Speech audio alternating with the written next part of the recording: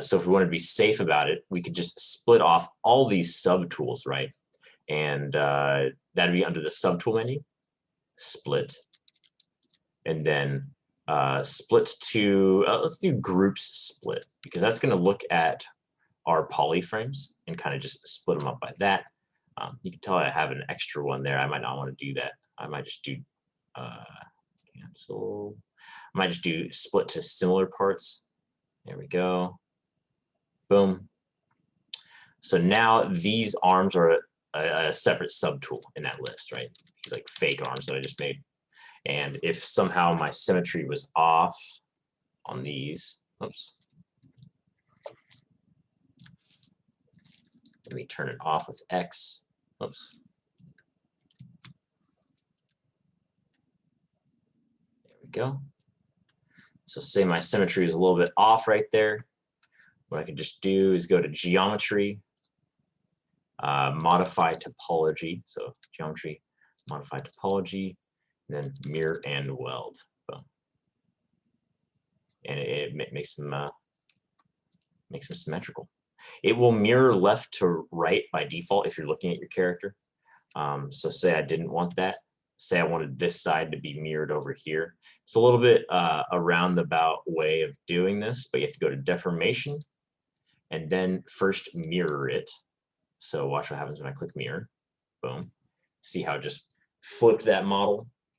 So then I could do the classic mirror and weld right there, and then it'd be all fixed up. There you go. So I should fix the problem. If you want to get rid of that subtool now, just go to select the subtool and delete. Boom. Don't have to worry about it. All right, so let's take a peek at what y'all have cooking up in Discord.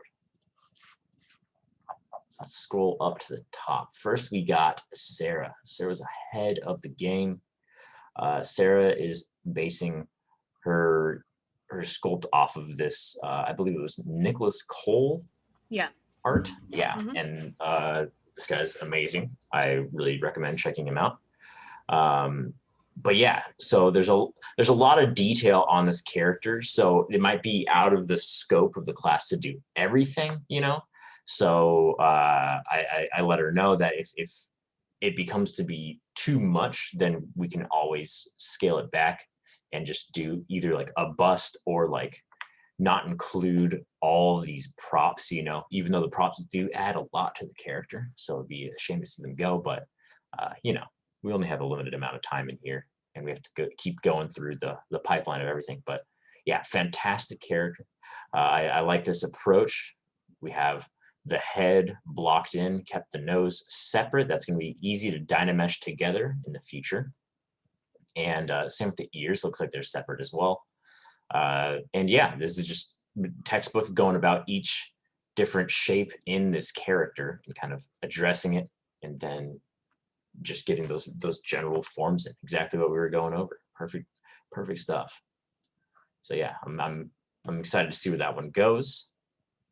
Let's see, Rodney has a bunch of different outfits here, so I'm not sure which. I'm only targeting the white button-up shirt with the blue pinafore. Oh, right here, this one, yeah. leftmost one. Okay, sweet. And yeah, this drawing here.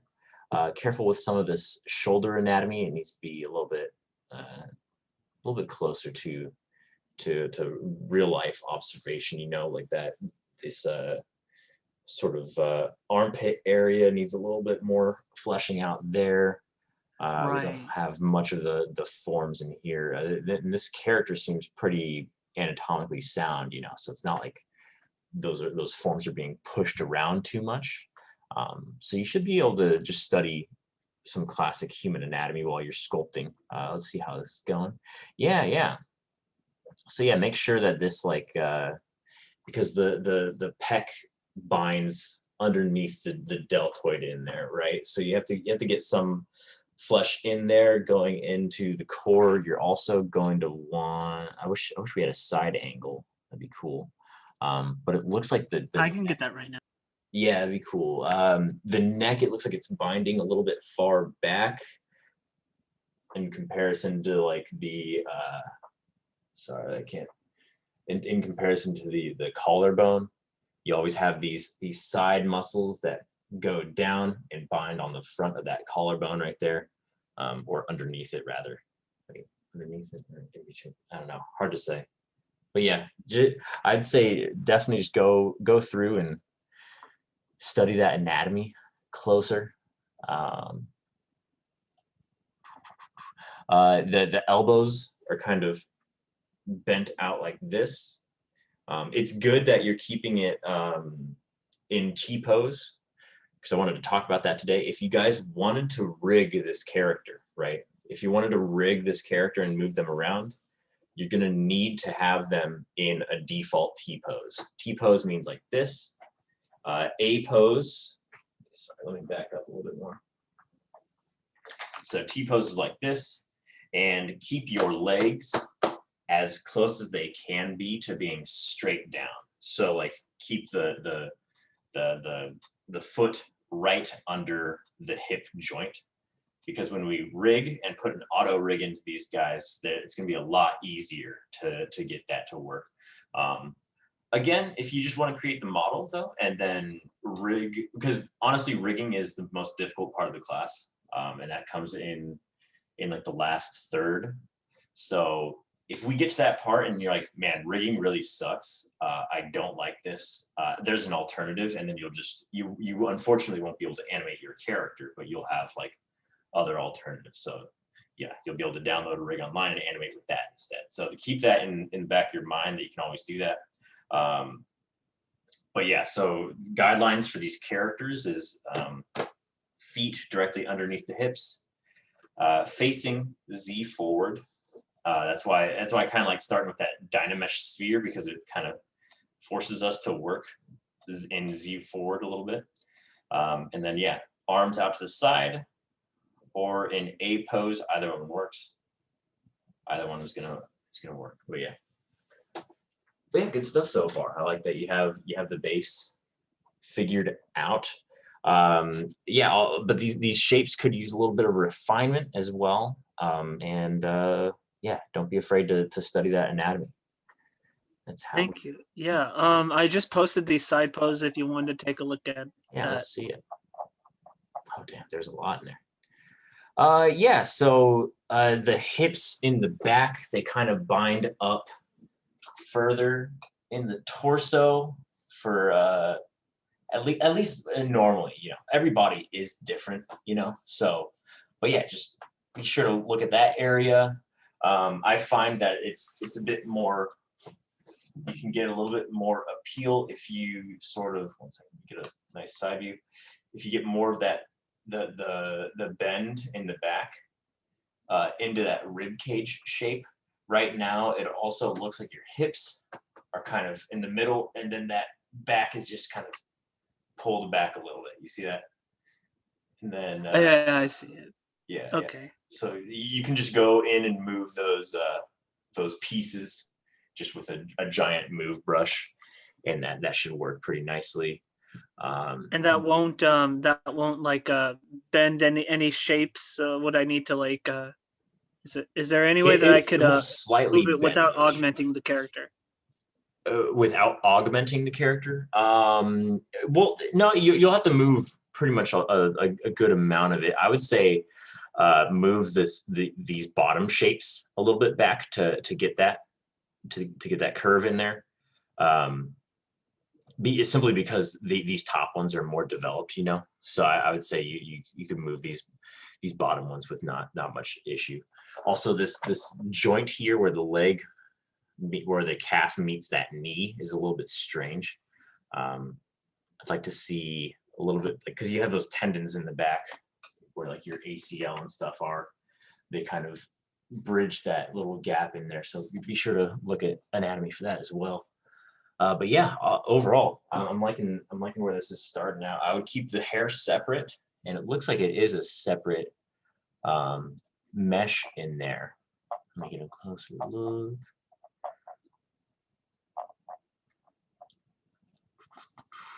I know it does look it's sculpted straight on the head. Yeah, so I would use a smooth brush and smooth all that down, and then sort of go in and try to uh, append a new sphere for that, and then work on that if you're going to do some hair sculpting. But yeah, awesome work. Awesome work. I'm liking where this is going. Now let's see. I don't know who Riri is, but I like what I see so far. In terms of reference, so I think your hips are a little bit more wide in your sculpt than they are on this drawing. Also, the head is a little bit spherical. So if you think about these side portions of the head, it's a little bit rotund there. You might want to take a move brush on pretty big scale and sort of push back in on those ears. The mouth could be a little bit lower on the character as well, and bring the nose with that. I would say overall, like if we look at the overall shape of the head probably stops somewhere around here. And your eyes, I'm noticing, are like kind of halfway in the head, kind of just halfway down. And that's normally how they are in our regular human anatomy. But in your source drawing, they're a little bit lower. They're probably like 2/5 of the way up the head. So you divide this into fifths, they're probably 2/5. So I would lower basically all this eye a little bit.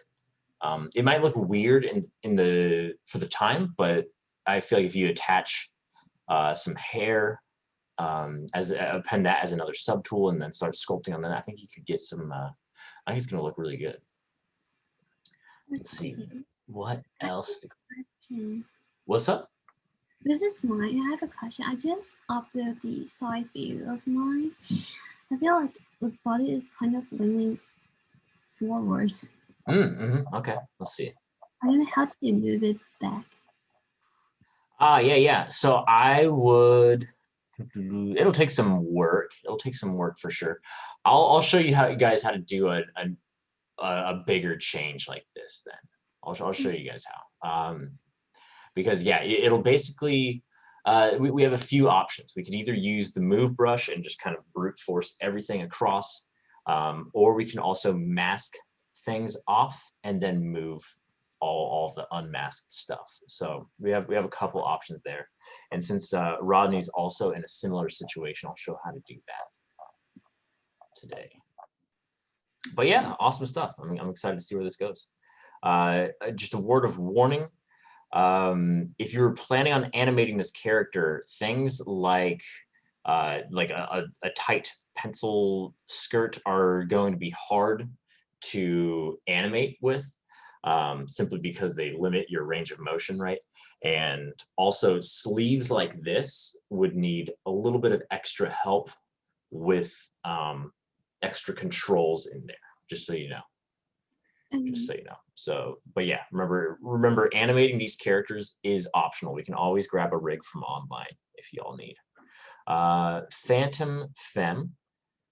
I see, oh, you're having some issues with the topology there. I would Dynamesh to sort of get that back into shape.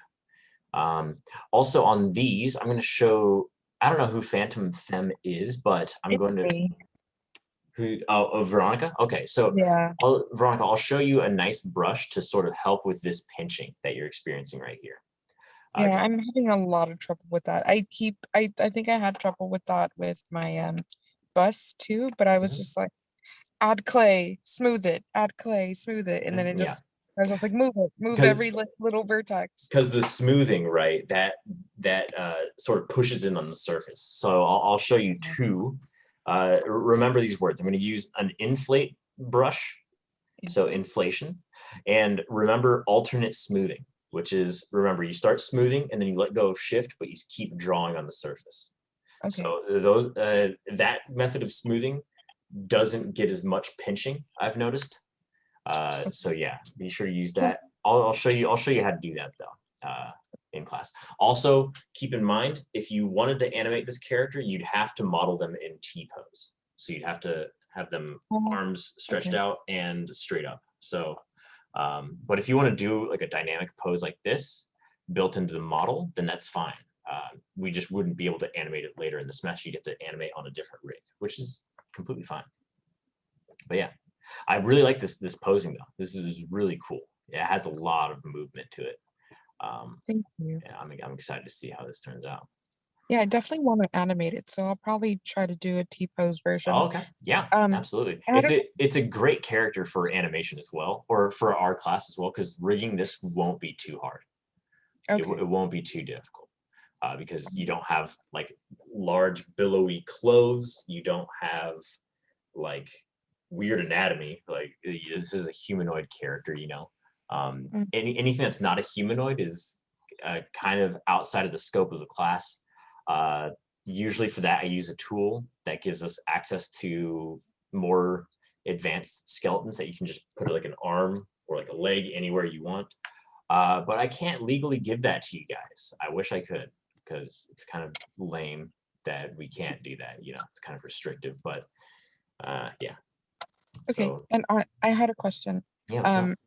How did you do the thing where the image was transparent and you can model under it? Yeah, that's called pass through. Let me write a bunch of notes on stuff that I need to review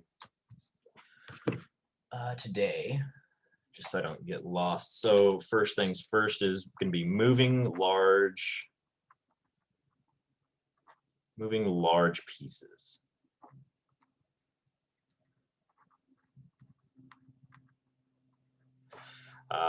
Next, we already went over mirroring.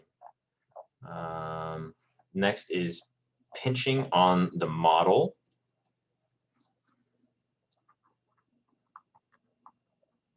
I'm also going to review Dynamesh and Z-remesh.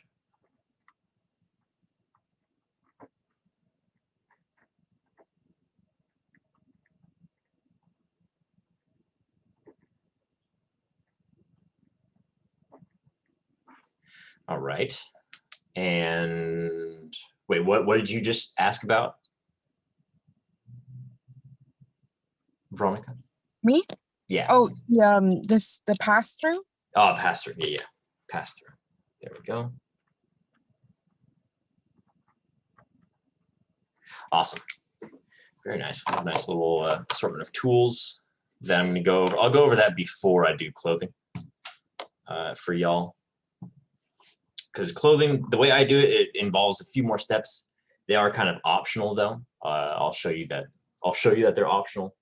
But yeah, the way I do it gets pretty clean results. It's just a little bit more button clicky is all.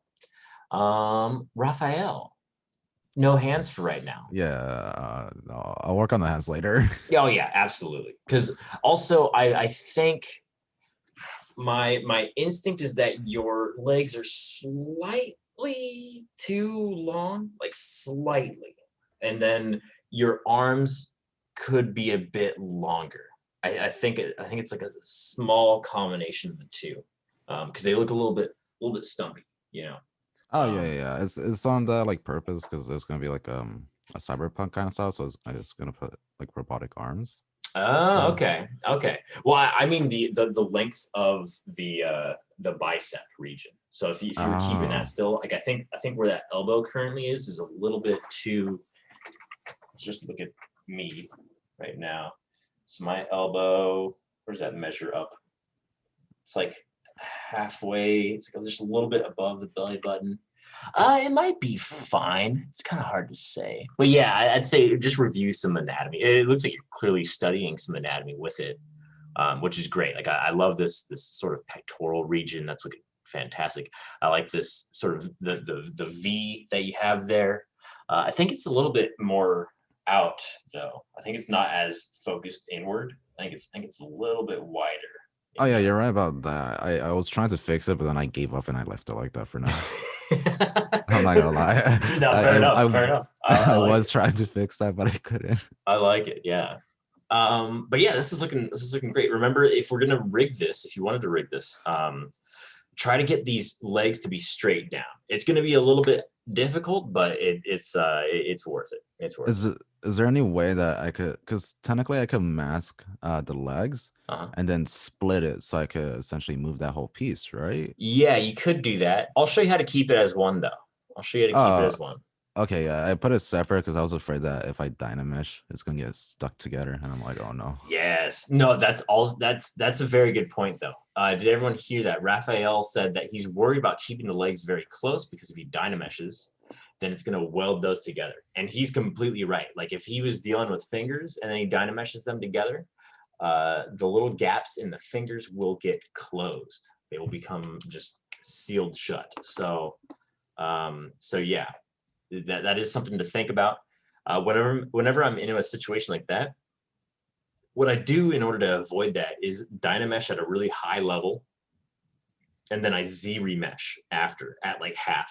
So it'll reduce my poly count down. It'll take a little bit longer, but it gives you the access to Dynamesh still, and you can kind of go in and then Z remesh. I'll go. That's already on my list. So we're gonna go over that again today. I'll show you the leg. I'll do a demonstration on how we can fix these legs up as well, though. But yeah, awesome stuff. Awesome stuff. I'm really excited to see where this goes. If you are doing cyberpunky stuff, you might find it easier to model some of the more robotic shapes in Maya, because I mean, ZBrush is great at like these sort of organic forms, but it takes a little bit of refinement to get that sort of hard surface stuff. I'll go over that a little bit too as well. Hard surface sculpting. Okay. Because there are some good tools for that in ZBrush. Do they need to have a face? Because for my design, I was thinking of doing like a helmet for it. Oh like a no, robotic yeah. helmet. Oh, okay. Whatever you want to do, yeah, go for it. Yeah, if you want like some Daft Punky sort of helmet, then by all means, yeah, awesome stuff though. Very excited. Thank you. All right. Now for Squish of the Ocean. Yeah, this is a textbook example of dummy thick. My God. So I would say we need like a side reference there. I definitely want a side reference because I feel like right now this is kind of going out a bit too much. Maybe I do have a side reference. Oh, you do? Oh, if you want to see it. Yeah, it'd be fantastic. Yeah, let's see it. It'll be a bit difficult since they're like kind of spread out. But I love this character though. Eventually, you're gonna have to break up the symmetry to get this sort of alternate fold in there. But I'll go over that when we're talking about clothes today. But yeah, this is gonna be very. I like how kind of simple these forms are as well. I think this is a very achievable character. Let's see.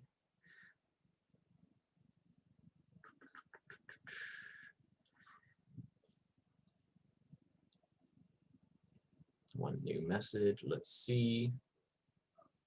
Oh, damn. I mean, I think you nailed the reference. I feel like that's about right. Okay. So that is in the reference. And so, yeah, I think this is good. You could go back in and Dynamesh these shapes. I recommend splitting them up into different subtools because you see how much stretching you're getting along this. If you split this into a different subtool and then Dynamesh and then smooth, you're going to get a lot really clean results that way. As far as the forms though, I feel like you're pretty close already.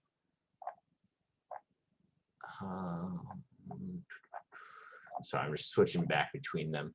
This front sort of like abdomen area might be a bit too low compared to the reference. See how this belt is almost immediately at like the middle of the rib cage, you know? So we might want move this sort of line up just slightly in the front.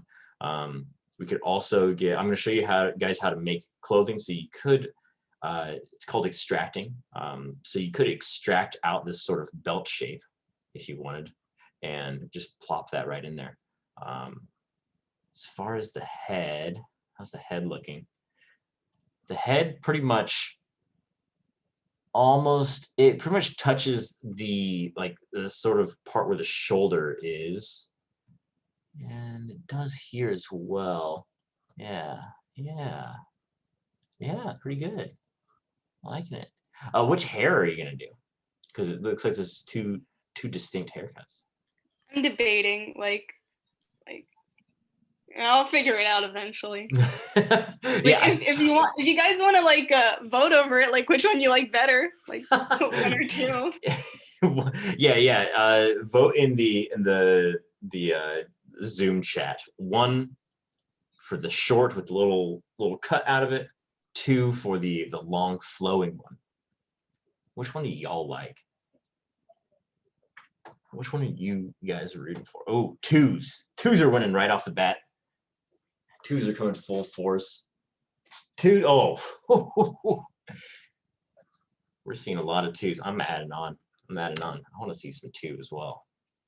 I like it. I think it's going to add some complexity. I think it's going to be good at the learning experience too. Oh yeah, it's looking like 2's winning. I gotta say. But yeah, super sick. I'm excited to see where this goes. I'd say next step, try to get some of this face represented, because you'll find that forms like this nose are kind of hard to get, right? It's like, what would that nose look like in 3D? Would it even be in 3D, or would it just be like painted on? You know, like who knows? So it'll be good to experiment around with that. The eyes are going to be interesting as well, because if you put a sphere in there, if you actually insert like a sphere into the eye, you're going to run into some sort of issues where you have like you'll be like, now I have to kind of form an eye socket on here, but in the reference it's not like, it looks like a very sort of smooth sort of face.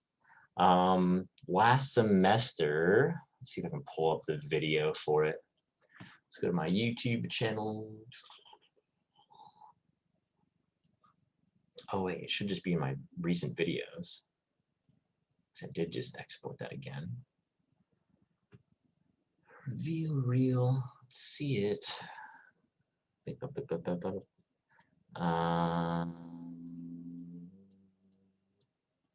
Oh, there you go. So this character was done by Sandy, and see how Sandy, this eye is not actually an orb in there. It's not a sphere inside the skull. We kind of cheated it for that. So yeah, keep that in mind. That might be a possibility if you want to do that. So it would just be like kind of a more flatter surface in there. I think it gives great appeal still. Like it still works. Maybe not anatomically it works, but like I think artistically it does, you know. But yeah, so I'll always keep that in mind. Wrong tab. It's just a rat man. Hell yeah. So this is looking great. I'm excited. Good stuff. All right, so now we have this looks like some sort of like hell spawn or something. I'm digging it. Just so you know, if you decide to because we have to retopologize these guys in order to get them into substance. This guy's gonna be pretty hard to retopologize. However, I'm kind of playing with the idea of cheating retopology this semester, guys. I'm just gonna be straight up with y'all, because retopology takes a long time. If you're kind of forgetting, the retopology is the process of basically you export this into Maya, and then you redraw every vertice on the character in Maya, you know, and then you get it takes a long time, but then that's what you need to get some really good topology that you can then cut up and make a UV map so you can paint in substance and have that data sort of transitioned over. But retopo is important.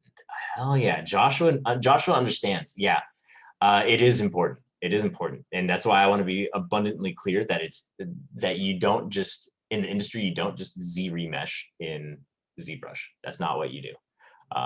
You go through the process of making every single point yourself. That's why I kind of discuss topology at the beginning of the semester as well, to get you kind of geared up for that. But yeah, I think that this guy can benefit from some sort of, so let me go into mine. So right now, let me mess with my rat a little bit. And it looks like you're using a standard brush to sort of pull out on these forms, you know.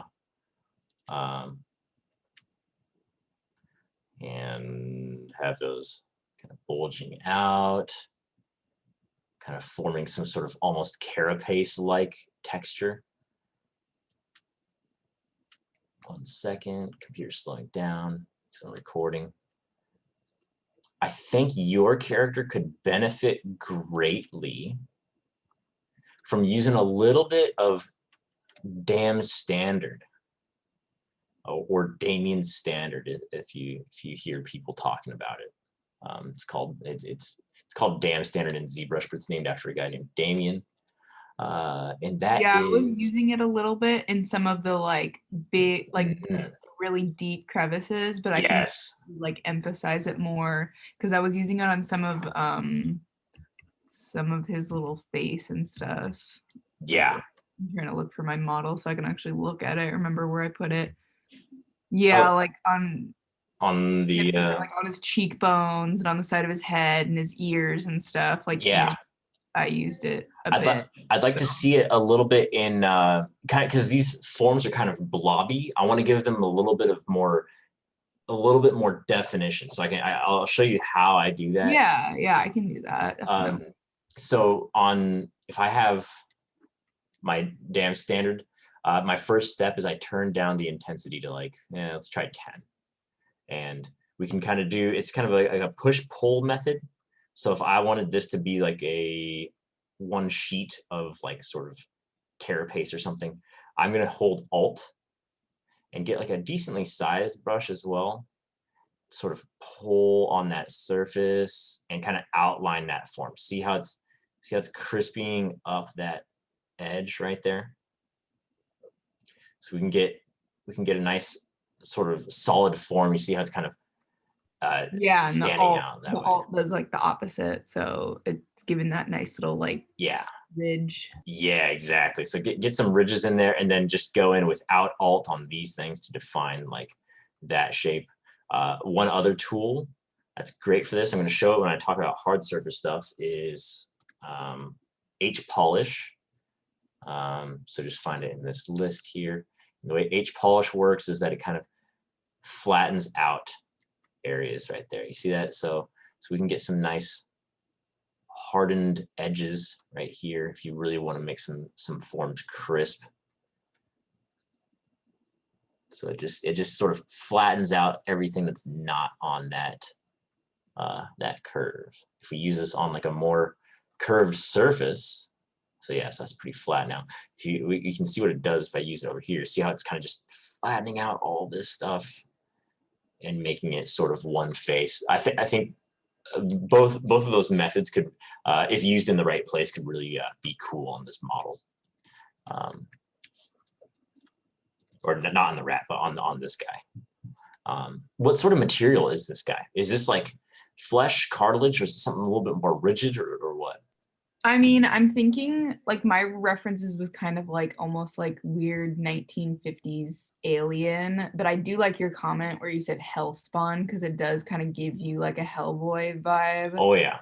So maybe I'll make him like super jacked, and I want to make him like really bumpy. So it is kind of like a Hellboy Alien kind of vibe to him. So yeah, very like he does have like kind of little on his eyebrow ridges and kind of like these really big cartilage. They're like big cartilage knots almost. Yeah. It's like he's got kind of smooth skin, but like hard surface underneath. He's not like squishy and fat. It's Yeah. like covering A little hard bit more rigid. Yeah. I like this. I think I think you'd benefit from getting the anatomy represented first, and then the body has natural curves to it, right? So then I feel like you're going to be able to emphasize a lot of those curves in cool ways once you get them represented. But yeah, this obviously takes a while to do. So if you think that it's out of scope to do like the legs and everything too, feel free to only do a bust. I'm down for that as well, you know. So yeah, but yeah, awesome work. I like what I'm seeing so far. Good stuff. Can't choose which hairstyle. Oh. Keely has a sphere with a crying face on it. It's coming together a little bit. It's coming together a little. I hope so. I hope it is. But yeah, I love this character. I love this design. Very, very playful. This eye shape is going to be interesting. See how that works in there. It's going to take some figuring because like these two views are a little bit. They might not work straight out of the box, meaning like when you if you matched up the 3D to these two images, I'm not sure if it would exactly work in all those 3 dimensions. But yeah, as for the fur, I feel like just sculpting that as shapes would be fine. Just kind of like big puffier shapes right there. I think that'd look great. But yeah, awesome stuff. I'm excited to see this. I want to see this character represented. Thanks. No problem. And we got here sort of a default humanoid character. Careful with the hips placement. See how they bevel out here. The hips bevel out a little bit higher on there in real life. So I would move the curves up. It's also a little bit too extreme here. So I would keep that kind of toned down. See in your reference that it's starting much lower. In the arms, remember that your arms are kind of like a, how do I describe this? It's like a little reverse. Sorry, I hope you guys don't hear that. Someone's mowing outside, or leaf blower, I should say. Go. Microsoft Paint, every artist's dream. But the arms are kind of like a link of chains. So you have like this is your deltoid shape, and then your bicep runs opposite of that, right?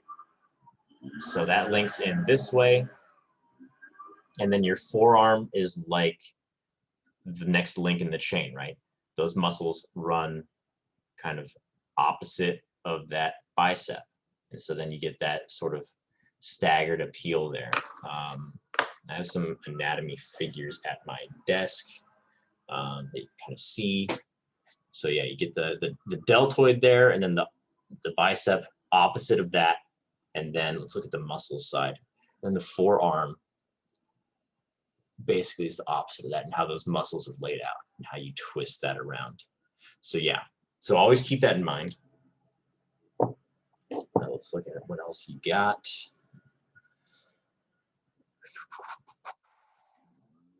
Yeah, I'd say, yeah, it's just gonna need more refinement for sure. The neck might be too long and skinny.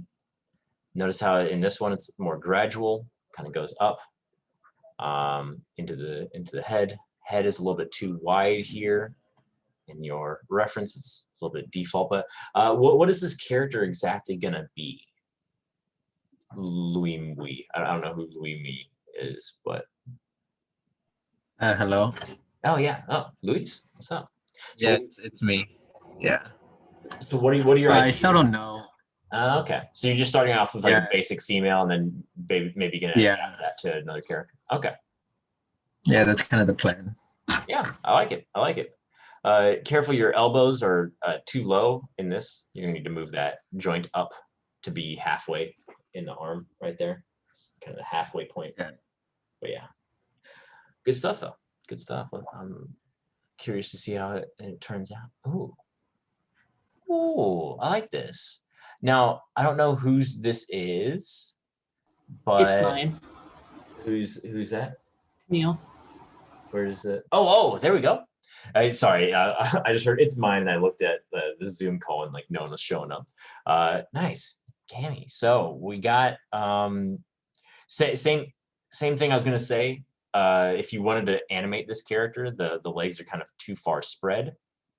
Also, you have that eye shape that is conducive to something more like this character, where you just kind of give it a little indent, maybe an eyelid, and then you have it as more of a flat shape. That's fine by me. Whoops, wrong tab. Classic. But yeah, I'm liking everything in here. These wrists get a little thin, but if the design is like that, then that's completely fine. You do run into the danger of things getting like pinched, and I'm going to show you guys how to fix that today. So don't worry about that. But yeah, I'm liking everything I'm seeing so far. This is great. This is great. Thank you. Yeah, nice stuff. All right, and then we have Sean Wick. I'm guessing that's Sean, if I had to wager a guess. He's got some sort of RoboCop sort of character going on here. I noticed that immediately that your geometry is kind of getting wacky over here. I would recommend doing a Dynamesh and then a Z-remesh on top of that to get a clean form. Also, with your hard surface shapes, you're gonna run into some problems with like getting a clean hard surface shape. So I'm gonna go over that as well. Where's that in the list? That's last. That'll be last on the list before we do.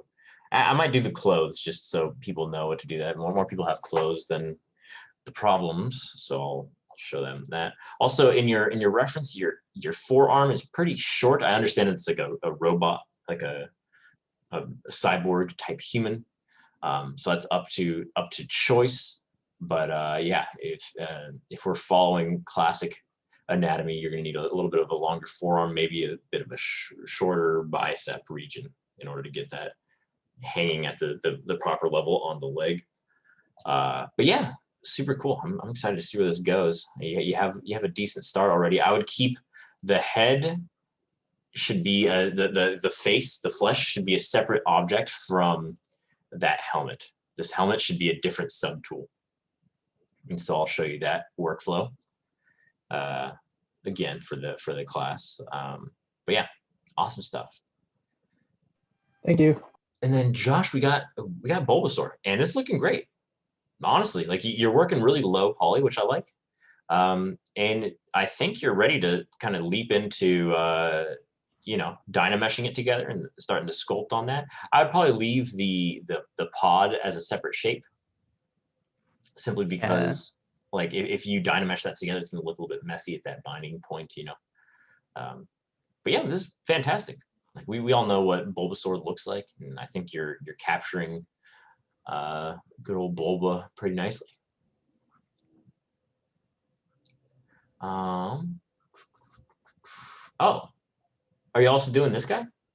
Oh yeah, I was just doing that for kind of fun. For fun, yeah. So for this guy, interesting. His body is the shirt. Interesting. Whoa, that's wild. Yeah, these guys are crazy. I like it. Yeah, so I would probably Dynamesh these together and then smooth that point up there. And then you're going to need to kind of carve into that surface as well. You could Dynamesh the lips together as well. You could add, it looks like I can't tell if these teeth are on this sphere and then these lips are on the top of it. Oh no, those are all individual pieces. Okay, yeah, cool. Yeah, I would leave the teeth and then have like work the gums as well to get like a different to get that wider smile sort of shape in there. Okay. Yeah, awesome stuff though. This is awesome. I like it. And now I want to see him holding a bottle of worms. But yeah, Good stuff. Good stuff. All right, Integral. What do we got here? Oh, interesting. Okay. There's a more updated version down below. Oh. Oh, there we go. I would say, so this character has some issues with the design in terms of the three-dimensionality of the design. Like this design can work in 2 dimensions, but as soon as you rotate that face, you're gonna really need to figure out how they sit in space right there. That's what I'm working with right now. Yeah, yeah. That's an internal struggle for this. Also, you're gonna want to Dynamesh this stuff. Make sure these don't weld together at there. So do like a little higher level Dynamesh. Yeah, they're all on 3 separate things, so they're not together. Okay, yeah, awesome.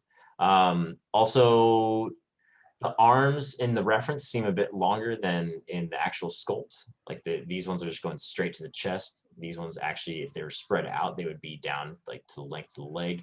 I would work a little bit more on the shape of this. Both of these legs, like this one in the reference, it looks like it's raised a little bit higher than the other. And they give me some trouble, so I'm still kind of struggling with that. Yeah. So I would keep them like I was saying, T pose. So working on this character in sort of T pose, especially if you want to animate them, and then try to get those feet looking good in like a default pose. That way you can work with symmetry as well. So it's not breaking your brain trying to do one half of the character and be like, oh man, now I have to do the other half, you know. So I would say you could definitely benefit from working in symmetry here. Okay. But yeah, awesome stuff. Awesome stuff.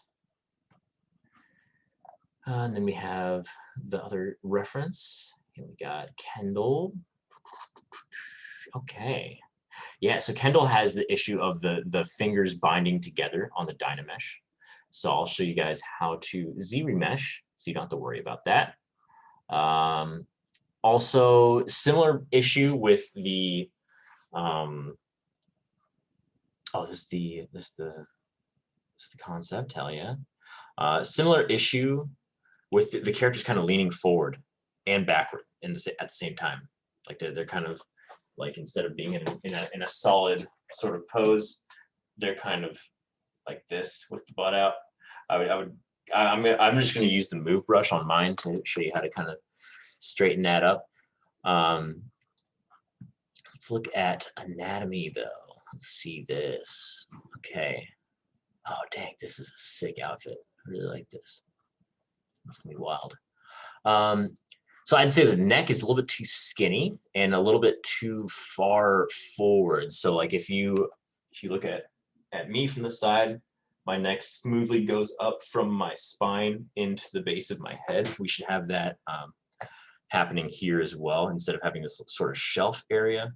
On that head, you'll also have like the trapezius. Yeah, trapezius going from your shoulder blade up into that head as well. So we'll get both of those there. If they're not super detailed, because this character doesn't look like they have super defined muscles, we at least want to try to get some of that in there.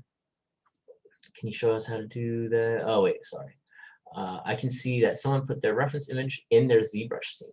Can you show us how to do that as well? Yeah. I just showed the pass-through version because it's a lot. Oh, interesting. This way. I've never done this way before. That's interesting. I use a way called Spotlight that I like to use. So I'll show you that. I honestly haven't tried this before. But I'd like to. I'm always down to learn as well, you know. Let's see here. Notes on this. Yeah, so let's straighten up the posture a little bit. I'm referencing 2 different monitors, phone, whatever I have on hand, so it would save my neck. Yeah, okay. Yeah, we'll get some reference in there for you. For this upper arm region, like the sort of the trapezoid tricep right here it's like kind of one piece of that deltoid in yours, but the deltoid should be separate right here, and then the trap should sort of bind a little bit higher into to the side here. So I would say just get that messed with a little bit. I'd say move the hips up a little bit right here, and then potentially, let's see. Yeah, potentially we could also move the knees down a little bit in this side, in this view, down a little bit. But yeah, also I'm gonna talk about moving. I'm gonna use the method for moving legs together to make them more default, but we can also use that same method on your arms to sort of get them a little bit further away from the character. Also, this sort of shoulder area, it's like a little bit of a shelf. We might want to just move that down a little bit to get it to be like to have a little bit more of a natural flow. But yeah, it's looking good so far. I wish we could see a little bit more of this sort of stuff on the back. I can't tell if this is like either a cape or something more. Like wings. Yeah, it's like they look like they might be a little bit organic. Yeah. Yeah, so that'll be cool. That'll be cool. Okay, thank you. Yeah, no problem.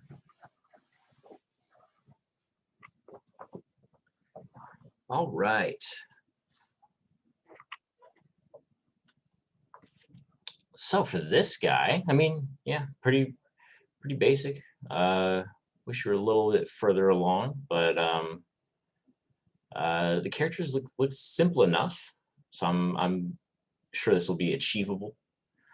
But yeah, I'd say based on what I'm seeing, the ears might need to be a bit further back, a little bit more, like, because the ears right now are very planar. So maybe we tilt those a little bit to the sides, because this is gonna need to go a little bit back in there to form that swooping shape that binds to that side of the head. But yeah, so looking great. So let me order these. Let's see, pass through.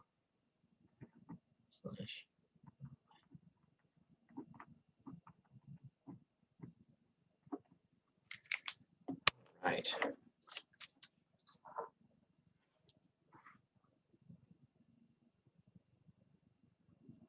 Okay, so that seems to be everyone. Good work, y'all. I'm happy that y'all showed. Oh wait, I skipped some. Yeah, you didn't see mine. I skipped a bunch. Yeah, wait, holy shit. I must have scrolled to the bottom, checking out some reference. Oh, there's Cammy's reference as well. Cammy, I would keep these arms to be straight, unlike the reference, because the reference is it does have that like dynamicism with that. But I would keep that. I'm gonna mute Matt for a second there. I would straighten up these arms. I think you did in yours, but yeah, then yeah, a little bit. But you said you were gonna go over how to like move big pieces. Yeah. Okay, cool. Absolutely. Good stuff. And then Matt, we got this character in this scene. Very nice. I can't tell. It's like asymmetrical a little bit. Looks like. Yeah, I'm gonna post an update in a sec. So it's looking pretty cool though so far. I'm liking this. I would immediately say that you should probably move the arms, rotate the arms out. That's what I'm trying to fix. Yeah, I'll show you how to do that. Right. And is there an easier way to get like the shape of the fingers? Yeah, I was gonna show you guys how to import, because I included that hand in the model, right? Yeah, in the modeling homework. So I'm gonna show you how to import that hand and attach it, you know. So for my character, I'm trying to go with like some kind of cyber like samurai kind of reference. Yeah. And I'm not trying to go like super complicated. I'm just trying to go like just the simple like fabric of the gi and like maybe just like a simple armor mostly. Yeah, this is gonna be sick for sure. But this hard surface stuff is gonna be a little bit hard to achieve. If anything, I might just simplify that part. Yeah, yeah, absolutely.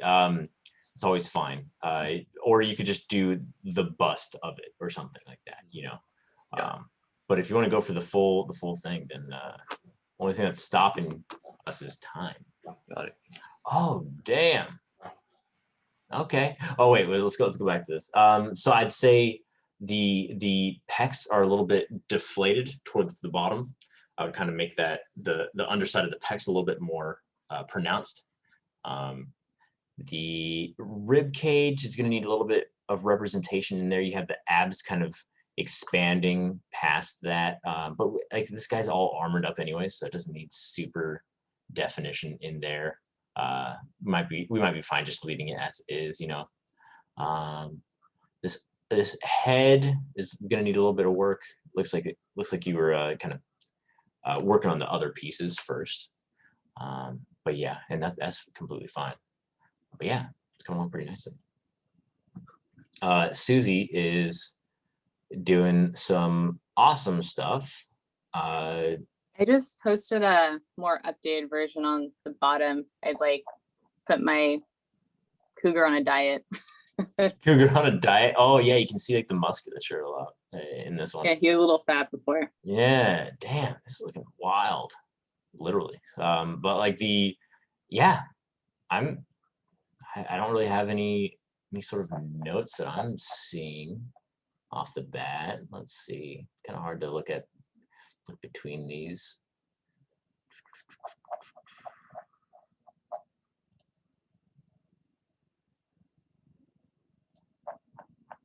Wait 1 second.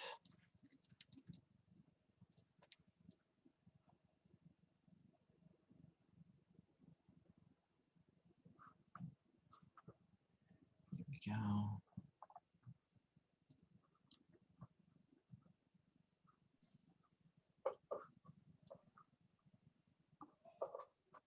Oh, I was muted. I just reposted it on the bottom. Oh, sweet. Yeah, I was doing some caveman strats to do that. Yeah. I'm kind of torn whether to do the whole body or not, but we'll see. This was a lot. Yeah, I mean, this is already like looking really good too, you know. Damn. Yeah, maybe something about the jawline is like a little bit not like it needs a little bit more volume towards that back notch right there, maybe. So I'm looking at this silhouette right here. Oh yeah, I see it. Versus this one. Where the cheekbone should be. Yeah, in that area. So yeah, but honestly, other than that, like this is looking pretty spot on. Something about the interior of this eye doesn't quite match up with your sculpt. That'll yeah, I think it bulges more maybe.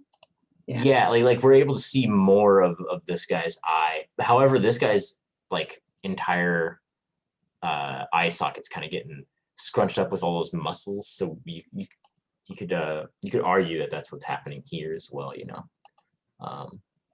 But this guy's eyes are so crisp. It's kind of cool to capture that. But yeah.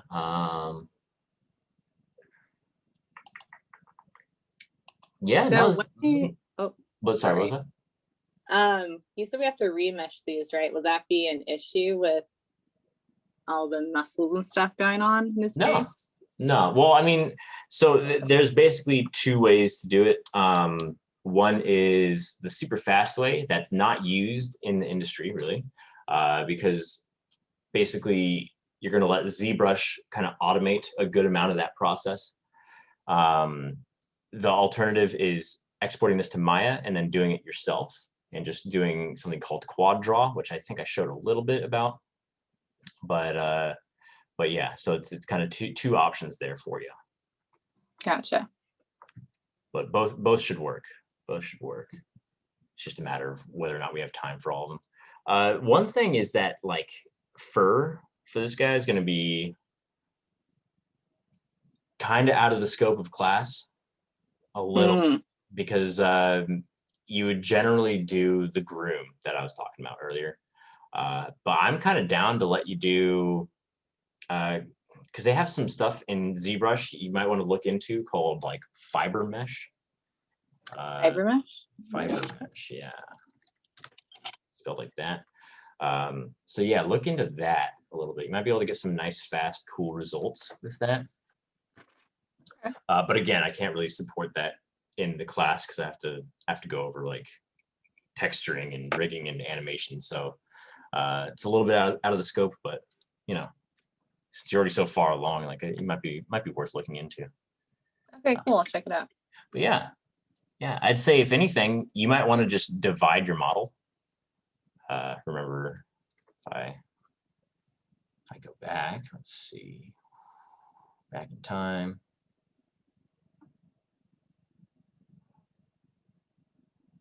So see how I was working kind of low poly, and then around here, see how I divide it. Mm-hmm. So I press divide, and then it smooths out the model, and immediately it like doubles or quadruples my poly count up here in the active points. Oh, gotcha. Okay.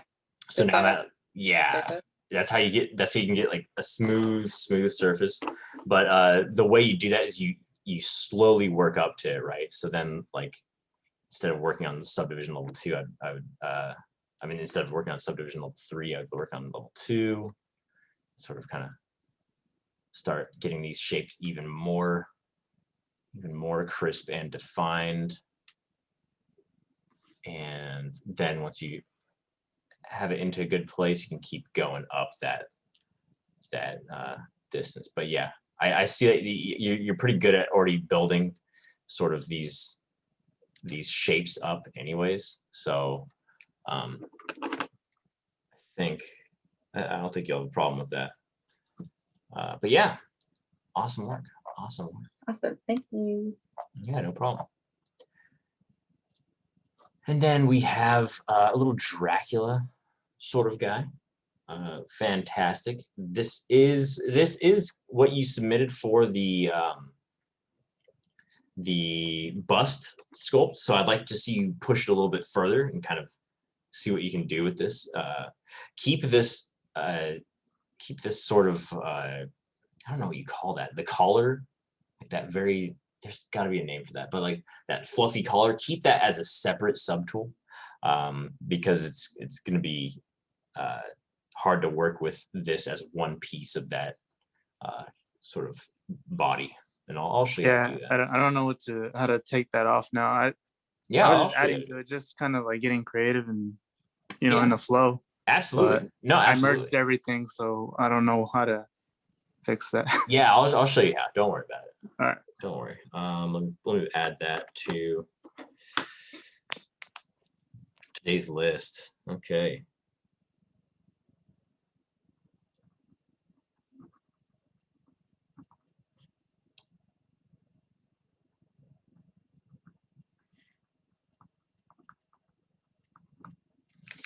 All right. I think that's everyone now. I think that's everyone. Hell yeah. Okay. All right, y'all. Oh, wait, there's a post in general. Was there one in there? Oh, Josh was just flexing on us in the general chat. That's fine. It's fine, Josh. We see you. We see you. All right. So let's get going.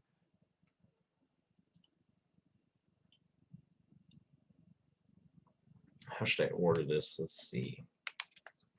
Let's go back to, so I'm going to make getting reference in there number 1. It's pretty simple. Then I'm going to go over Dynamesh and Z-Remesh again. Then I'm going to go over I'm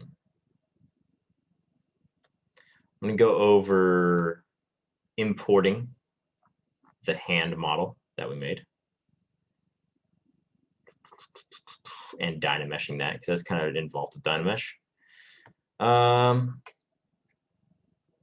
Then I think masking and moving, and then finally pinching.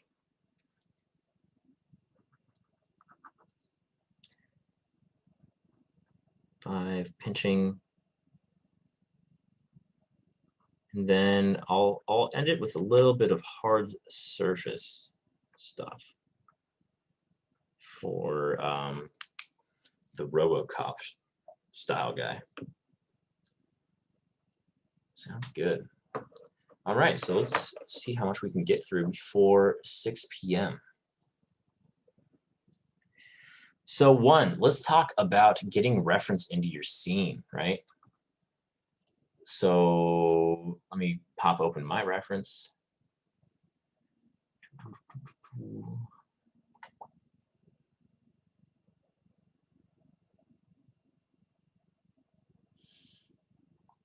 Sorry, let me pop this up.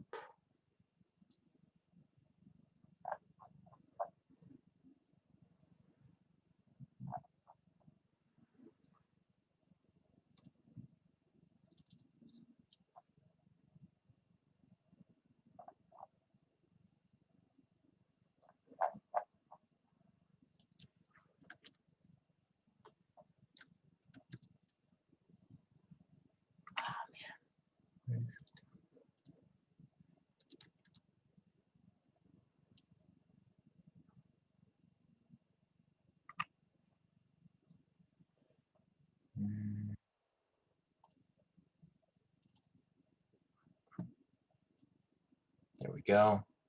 All right, so if you open up your image in any other sort of program and just put that behind ZBrush, we can scale this up as well.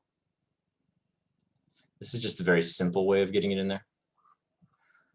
So you can click on ZBrush, and then you can just drag this see-through slider up here. So if you drag that down, you can see the image underneath it, right there. Very simple. Very simple. It's just this see-through slider up here. Not much setup for that. I like to just keep it in the middle of my screen. That way I can align ZBrush's window to it. And yeah, that's it. That's pretty much it. For getting that. If you want to actually get your image into the scene in ZBrush, there's a few extra steps, and bear with me because I might forget something. It's been a while since I've input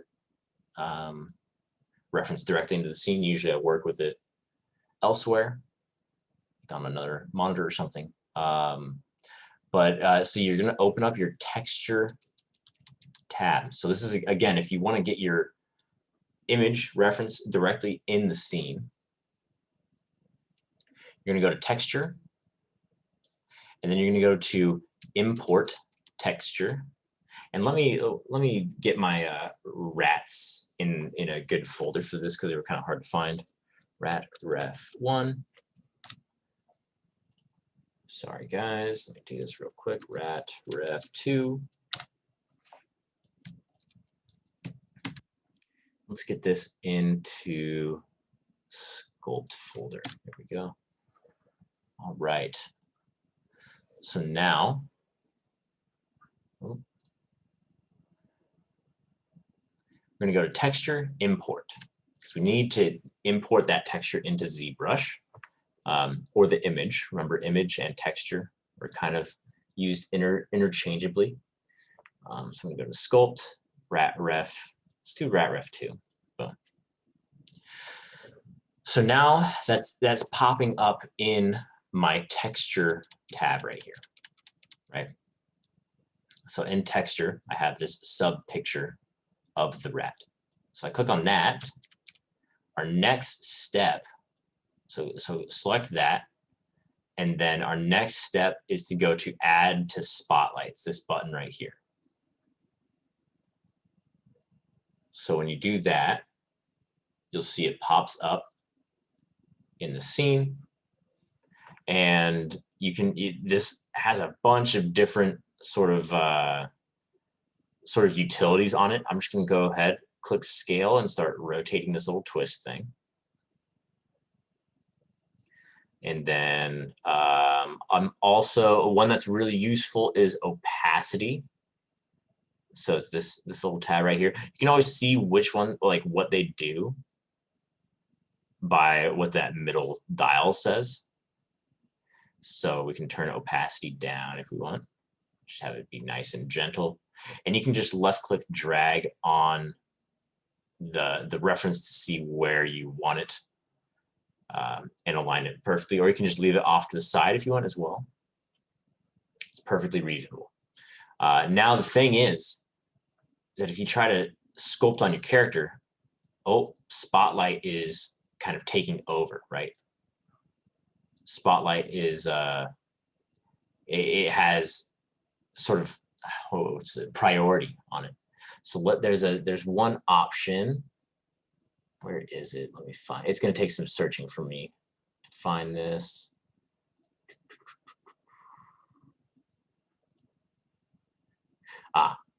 So go into your brush folder and turn off Spotlight projection.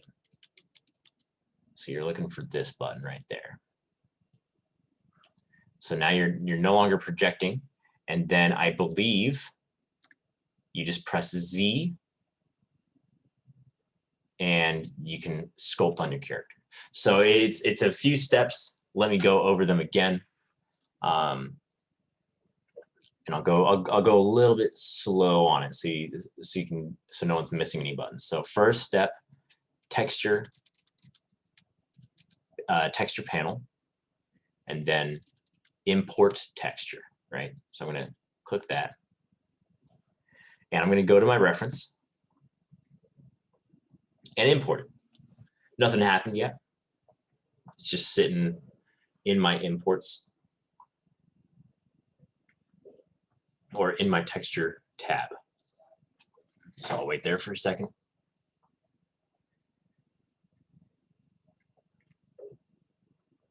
So import your rat into the scene.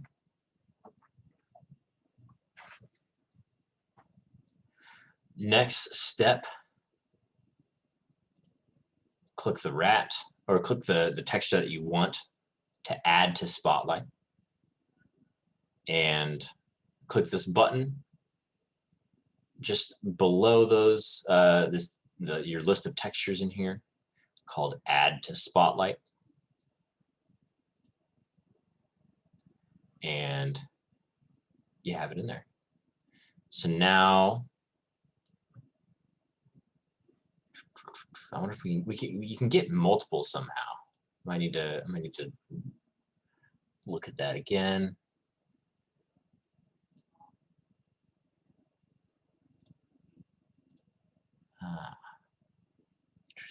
Interesting. But yeah, so right now I guess I can only get one in there. I'm sure there's another way though. Duplicate this and then replace that.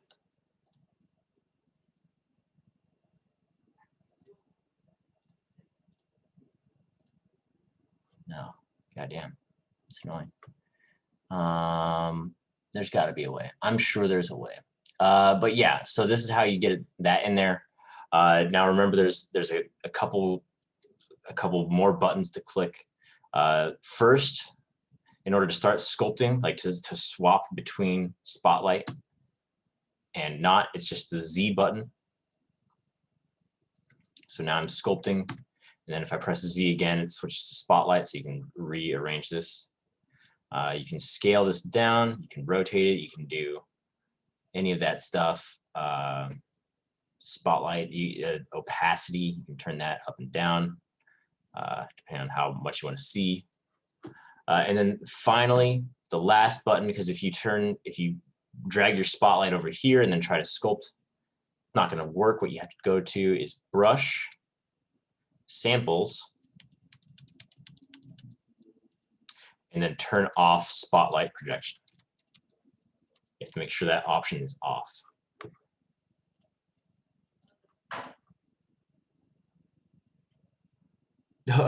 Sarah, you weren't here? No. I was like, oh, I'm gonna go use the restroom really quick. Come back and you're answering my question, like son of a. It's like, okay, it's fine. I'll watch the recording later. It's okay. I could go over it real quick, like during at 6 or something. Okay. Yeah. Thanks. No problem. But yeah, so that's how you get the reference in the scene. Next, I want to talk about Dynamesh and Z-Remesh, just so there's no confusion. Also, I'm going to get rid of Spotlight. There we go. So we have this character, right? And I want to talk about subtools and Dynamesh and Z-Remesh for that matter. So say, I'm just going to delete this guy's forearms. A fast way of doing that is a trim tool. Let's do trim circle. So I'm just going to, so I'm going to trim all this off. There we go. Oh, it does not work apparently. Excuse me. All right. Let's try trim rectangle then. Oh my gosh. Oh, multiple subdivision levels. Okay. Yeah. Cool, cool. So I'm going to delete my subdivision levels. All right. So then there we go. We should be able to chop this off. Oh my God. Is it not doing symmetry there? Ah, so it's just not going to do that. Okay, that's fine. We can just mirror and weld. Oh, opposite way. So let's mirror and then mirror and weld. Again, very roundabout, not very friendly, but that's fine. We have ways. Mirror and weld. There we go. Okay.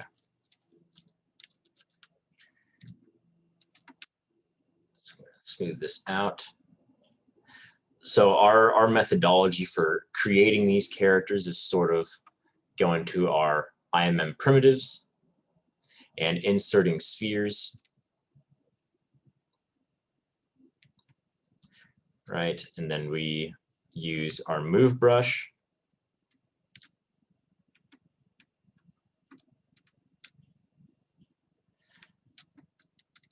And then pull this into the shape that we need for the arms.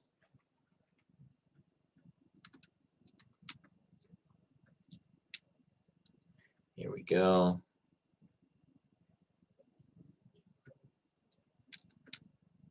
Nice, nice. And so now, there's a few problems, right? Like these aren't linked up. And say I wanted to polish this sort of elbow shape more, right? I'm just gonna soften this down. Now, one thing is that I would go in and I'd refine this shape more. Like I'd sort of get this individual piece sculpted up. And if I wanted to make sure that they stayed apart, I could even go as far as to split this. So I would do split to similar parts. That's in your subtool menu. And then I would just split to similar parts right there. You see? And look at my subtool palette right here. And then look what happens when I accept. ZBrush just waits for 2 years. There we go. And now my forearms are in a separate subtool, which is super nice. Because now I can go in and see how all my polys are kind of stretched out here. Say I wanted to refine that shape a little bit more. I could go into Z-Remesher. And let's keep the same poly count because it's pretty low. And watch what happens when I click Z-Remesher. See how like these polys are getting stretched along this axis. Everything. If I Z-Remesh this, boom. Ooh, they're all lined up. Nice and juicy. See that? It's gonna be a lot easier to sculpt on this sort of surface. And furthermore, it will divide a lot easier as well. So if I do that, it's just gonna keep that same topology, just get a little bit smoother, you know? So we can go in and do clay buildup.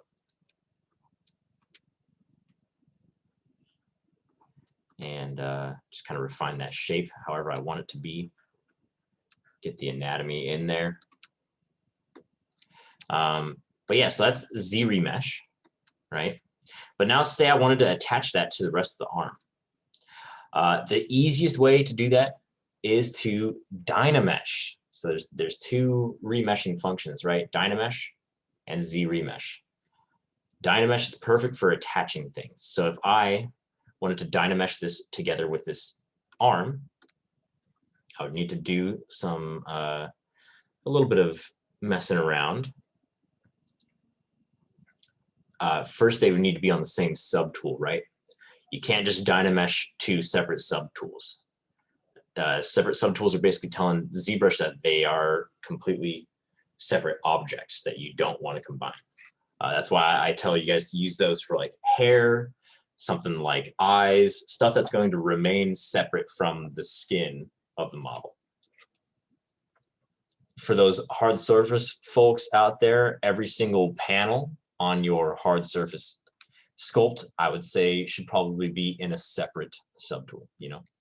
But if I want to merge this, right, then I have to do one little quick thing. It's basically the opposite of split. Remember, so split made that a separate subtool. I want to go to merge now, and I'm going to go to the top because you only have a few options in here, right? You have merge down, merge visible, merge similar. For something like this, I'm just going to do merge down. So I'm going to select this top one, right? Because I want to merge it with this arm, right? So I'm going to merge that down right there. And it says it's not an undoable operation. That's fine by me. And they're together again. Then if you wanted to split them apart, you can just do split to similar parts or group split, and you'll be fine. Also, one thing to note, like maybe your list is out of order. You can always reorder your list with these little arrows in here. So if you go to like move down, see how that's like shifting around my subtools in here. Just like, it's just kind of like in Photoshop, how you can shuffle layers around. So yeah, and then now to actually attach this to the arm, right? Because if I use my move topological and increase the size of that, if I push on this, you see how it's not actually linked up there? It's the same subtool, but there's not, the topology is just it's separate right now. What we need to do is Dynamesh, right? So Dynamesh is great for combining. And I'm going to zoom out to make sure I'm not Dynameshing the wrong things together. And it's kind of a brute force. So Dynamesh is going to scan everything on that subtool and make it one mesh. It doesn't care about anything, you know, it's going to do it. It's going to do it. So I'm going to click off Dynamesh, and then let's click back on it. There you go. See how it just welded that up right now? It might look a little bit separate still, but I swear, when I smooth it out, you'll see. There you go, one object. So that leads me into going over how to get that hand in the scene, right? Because we all made hands for our homework, and understandably, some of our hands will not fit our character at all. Like this guy's going to have claws. My hand's kind of basic. So I'm going to open up that homework from Maya. And I'm going to export that as an OBJ. Mike? Yeah, what's up? So I don't know what I did, but I closed ZBrush and then reopened it, and it's doing something weird. I don't know how to describe it. Like I open it and the file isn't there. Like it's kind of blank, but like with a black gray gradient. Like interesting. You might have to share your screen for me to help you out with this. Okay. Let me stop the share, and then allow multiple people to screen share. All right, so what do you got going on? Are you able to share your screen for us? So I opened it. Wait, share. Can you see? Yep. Ah, okay. And so I try to move it, and it says this. Yeah, so do that. I don't know. And then I don't know what I did. Like you're I basically just closed. you're in draw mode, which is what you're in. Like, so you see at the top left, you see how draw is highlighted. Yeah, basically we do all of our sculpting in edit object mode. So what you're going to do to fix this is left click drag in that empty space, just as you did before. And then let go of that. Don't press anything yet. And oh, the edit button's grayed out. Oh, okay, so at this point you'd normally switch. But what we can do is go to document at the top left of your screen. Go to document, then do new document. Right there. And then would you like to save the changes? No. Or maybe you would, yeah, all right, yeah. So we have a fresh document, and then left click drag again. And then press edit. And you should be able to sculpt now. Is it supposed to stay red or?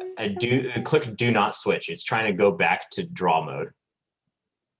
Try to sculpt something on the object. There you go. All right, Control Z, and then zoom in on your character.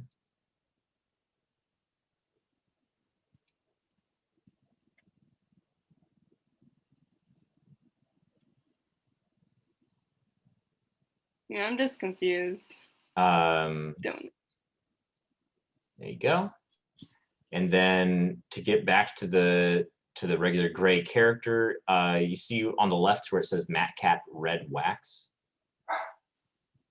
Oh, right here. Click that. And then that should pop open a bunch of different options. And I don't know what the default one is, but I like using skin shade, and I like matte cap gray. I also like basic material. Default is matte cap gray, Mike. Oh, okay. Yeah. Yeah, there you go.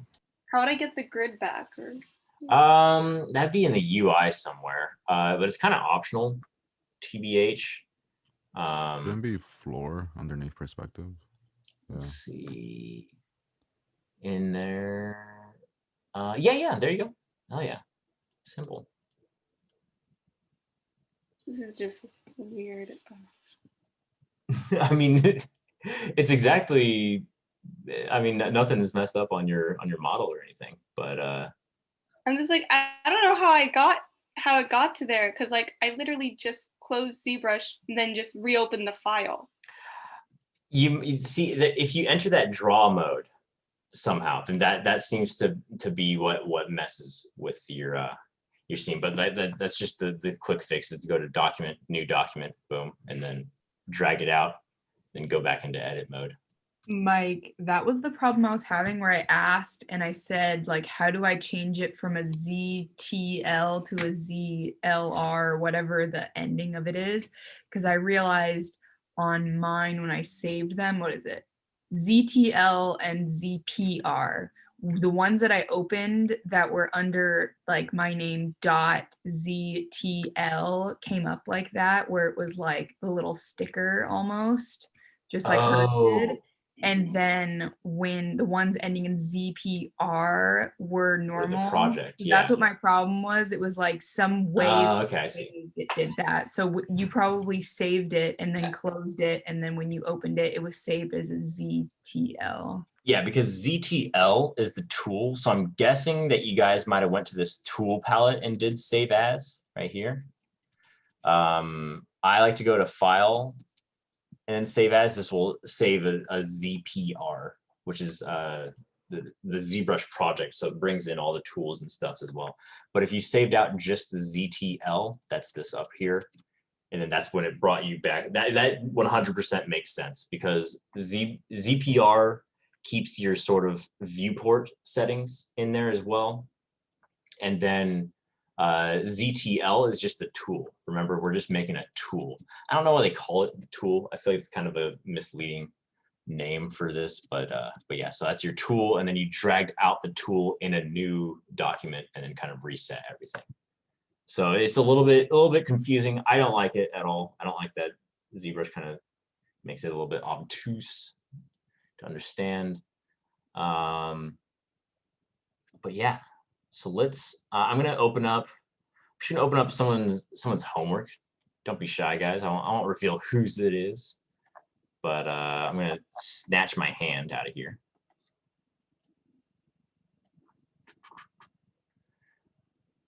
I'm just gonna make sure that this doesn't do anything. Unlock selected, file export selection. Let's go this.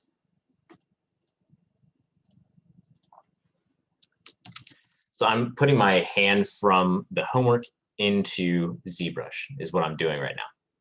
I'm gonna post this hand OBJ in Discord so everyone has it, so everyone can follow along if they want.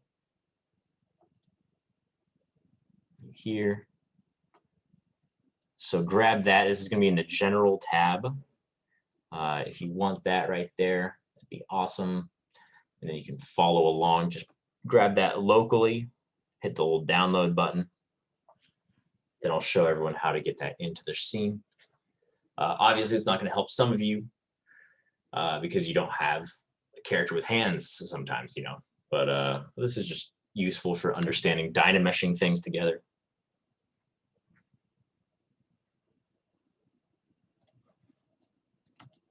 And it's probably gonna look a little bit weird on my rat guy. That's fine. That is fine. This hand thing, is this a homework assignment? You're not sharing, by the way. Oh, sorry. Let me share just so you can see what I was looking at. There you go. All right, so this is the hand that I was talking about from the guitar homework.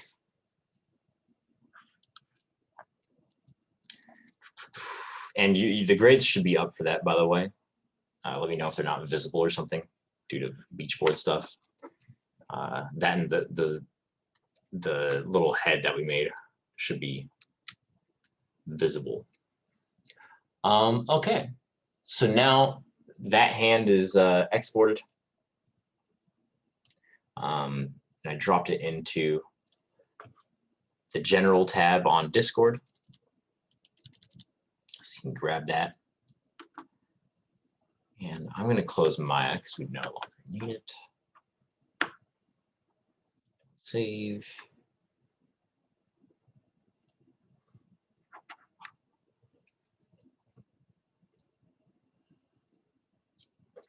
All right, so how we can get this into our scene, right? Because we want to sort of have that as a separate subtool in our scene. That hand that I just exported. It's a little bit of an annoying detail, but whenever we're basically going to import that 3D mesh up here. We're going to click import, same way that we did exporting to Maya. We're going to import. And one of the weird things about import is that it's going to replace your current subtool. So I'm going to append a sphere. And then I'm going to go down the list and select it. Boom.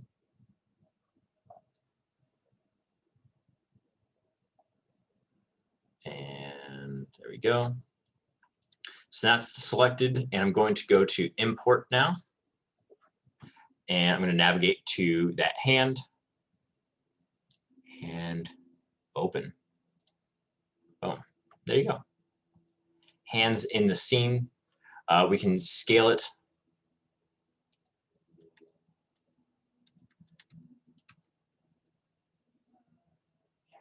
And this little gizmo 3D is pretty cool. If you hold Alt, you can unlock or there we go. You can unlock this, and you can do, it basically will show you what all these buttons do. Go to unmasked mesh center, that's what I want. So there we go. Then we can make sure we're locked again with Alt. We can kind of just rotate this bad boy into place and scale it down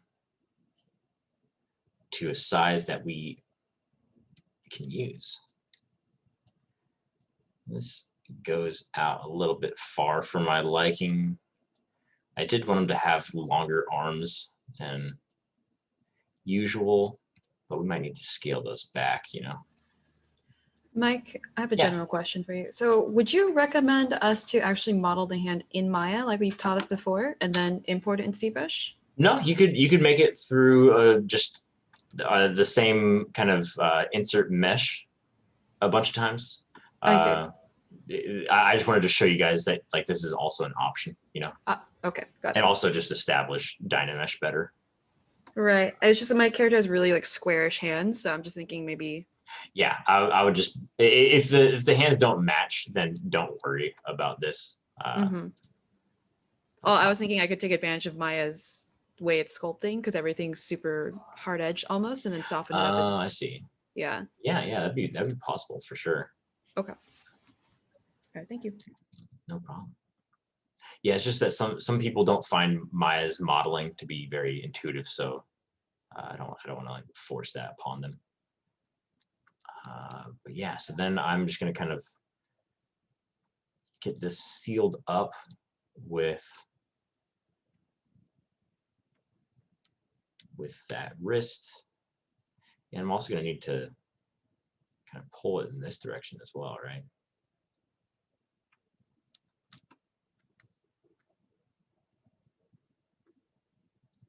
There we go.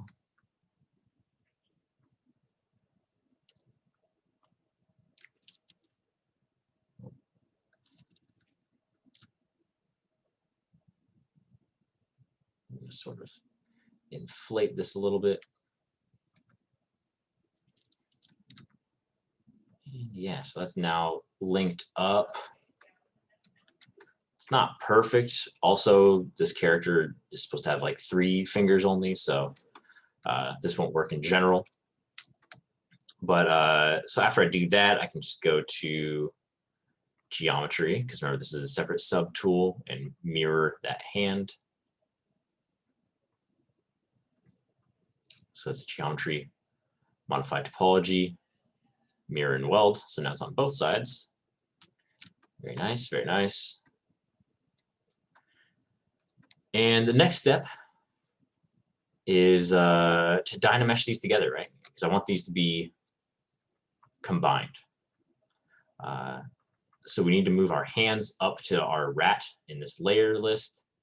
You can use this button and then press shift to kind of slide it to the top list, or you can just spam it so it slowly goes up that list. And let's click on that rat again, and we're going to merge down. So merge down, and okay. So now this is all one subtool, and then we can Dynamesh together these points. The problem is that if I Dynamesh at this low resolution, watch what happens to this hand. See that? See how it gets welded across there? We want to kind of avoid that, right? There's a couple ways we could do this. We could go in and sort of mess with these fingers, kind of pull them apart, just so we have more space to mess around with in here. Definitely possible. Definitely possible. Alternatively, we could also up our Dynamesh resolution, right? So in Dynamesh, you have your little resolution parameter right here. Let's crank that up to a point where we no longer get that webbing in the fingers. So I'm at 416. There we go. That worked, but it might be too detailed. Look how hard it is to kind of smooth these shapes down now. Like we're a bit too high resolution. That's fine because we can always Z-remesh back. And I'll show that in a second. But I'm going to get this to a lower resolution that still works. Let's try 340. And do that. And it's looking pretty good still. Right there. Yeah, I'll just work with this. So now the entire mesh has been scanned, right? And some of these edges need to be softened up. But you can see that that wrist is attached now, which is exactly what we wanted. Our next step would be to sort of, because we can work at this resolution, but see how hard like softening things up is. Like I don't want to be messing around with that all the time. It's going to be really tiresome. So I want to make sure you guys are working at the right level of resolution in your geometry. And like, let's turn on our polyline so we can see. Like that's pretty dense. That's pretty dense. You can see that I have active points 1.5 million. So at this point, I want to Z-remesh. And let's go with half. So when we Z-remesh, it's going to cut that poly count in half. And we're going to do this a few times. But also keep in mind, like, look at this topology. It's just kind of running across the shape. It's not really hugging any of the forms. It's kind of just chaos. Z-remesh is going to rebuild our topology to follow each different shape. And when I click this button, it's going to do a lot of thinking. We might be here for a hot minute. Whereas the import button, it's in the top right of your tools. But remember, Tammy, when you're importing, whatever subtool you have selected is going to get replaced. So what you want to do is you want to append a default sphere and then select that sphere. So you have that sphere selected and then import. So when it brings that in, it's going to just replace that sphere.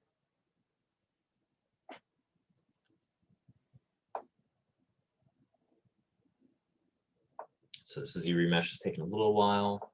And there we go. See that?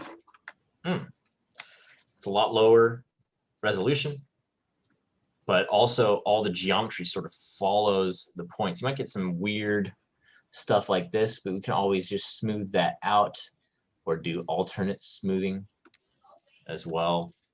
And it'll look a lot nicer. Hey, Mike, I have one more question for you. Yeah, what's up? When you were doing Dynamesh and you just played around with resolution, is it good practice to have it be a multiple of something, or we don't have to really like worry about that? No, that's only for like texture resolution. That's Okay. the only time that like multiples of something matter, because those are supposed to be powers of 2 on texture sizes. Right. Okay. But for this, no, you can do whatever resolution you want. I was just thinking of like, you know how Unity is weird when you're importing some of your assets? Yeah, okay. Okay, got it. Yeah, I was like, that's a very specific question. Well- You must have ran into that in the past. Just when I was importing my flats from Photoshop, I ran into that problem. So I was like, oh, okay. So I just want to double check if it's okay here. Got it. Absolutely. Yeah. Anything's free game in ZBrush for that. Okay. But yeah, so now we have this all Dynamesh together, and I always, every time I Dynamesh, I like to do a Z-remesh after, because it just fixes a lot of weird sort of edge flow that I don't want, you know? So yeah, feel free to do that every time. Just do a nice Z-remesh afterwards. We could even go like one level of detail lower in this. Let's turn off the polyframe. If we wanted something like a little bit less dense in terms of geo. So you could always just do Z-remesher and then do half again. Remember, same and double are going to do exactly that. It's going to double the poly count if I Z-remesh with double selected. It's going to just go for the same if I do it right there. I'm going to go for half again, though. It's not going to take nearly as much time to calculate, just because we have a lot less active points. But nothing was too wrong with this resolution that I was working at. So yeah, feel free to Dynamesh and then Z-remesh your models. In fact, I'd say that you should do that frequently. Remember though, Dynamesh is going to weld together close points. So on like Matt's character, his arms were really low to the sides. That would 100% weld that together, and I want to avoid that. But yeah, so then you can mess around with that at all times. Oh, and my computer's running slow. Sometimes those little faces pop up like this. You can always smooth them, and then that kind of seems to fix them because you're kind of seeing through the model. All right, so I think that's everything for now. We're gonna get, when we get back, I'm gonna talk about masking and moving large pieces. So that's gonna be a two-parter. And let's get back here at about 6:30. Sounds good. Sarah, I'm gonna take a little bit of a break, and then I'll come back around 6:15 to show you the texture import stuff. I think once you said you import and then replace the sphere with it, but I definitely want to see it again, so that way. Oh, I mean for the spotlight. Oh, reference. the spotlight. Okay, yeah, for sure. Yeah, Thank you. yeah, no problem. All right, see you guys in a little bit. Mike? Be back at 6:30.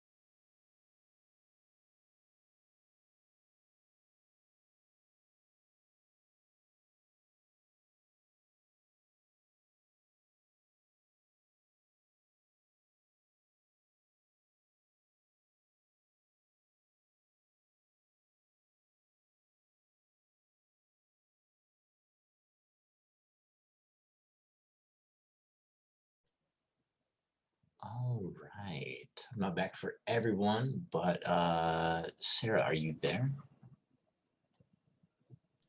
Yes, I am. Yo. All right. So let's show you how to get those images into Spotlight. Okay. So you can sculpt with them. Has some nice reference. So first step is to go to Texture right here. And then you're going to go to the Import button to import texture right here. And then navigate to your images for reference. So I have both mine in here. You can click both at the same time and open both of those. I already have mine in my scene, so I'm not going to do that. Next step is once you have those in there, select one of them, and then go to this button won't be highlighted for you. It should be grayed out. Just go to Add to Spotlight, and that'll put it directly in your window. And then you can drag this to scale it down. Like there's a bunch of different functions on here that you can mess around with, but they say exactly what they do. So you can scale this down and like turn the opacity up or down, and you can just left click drag around on this. I believe you can get multiple in there by going up to Texture and then adding that other one to Spotlight, or like however many references you have. And then there should be a button in here. Tile Unified, I think. Yeah, there we go. I brought an extra one in on accident. But yeah, so you can just drag these in, scale them up, rotate them if you have to, turn down the opacity, and you can, yeah, just keep them in your scene. I like to also sometimes just drag them straight over my model, and then seeing how well my proportions align there, that can be very helpful as well. Like this guy's head is a little bit too big, you know, might have to scale that back to meet all the other standards. The problem with this is that Spotlight's kind of intended to be sculpted over. So in order to switch back to sculpting instead of Spotlight, right? Because like if I drag, it's just going to drag all my images. If I want to click back onto the model, I have to press Z, and then I'll be back in sculpting mode. But on your end, there's one more button to press. You have to go up to your brush palette over here and turn off Spotlight projection. So it's basically threefold of an operation. First, import textures, then add to Spotlight, then brush, turn off Spotlight projection. And then if you press Z, you'll toggle out of Spotlight mode, and you'll be able to sculpt on your model. I didn't see the turn off spotlight projection on it. Can you point it out one more time? So yeah, brush. so in brush and then under samples. Samples, okay. And then at the bottom of that list in samples. I see, okay. All right, thank you. No problem. Mike? Yeah, what's up? I don't know. Me and ZBrush aren't friends right now. I don't know why. But it's like there's two models in the scene, but And if you left click and drag, does it make another one? No, but there's two.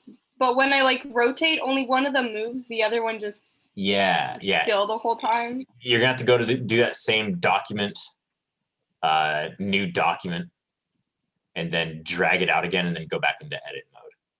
Because you basically put in a.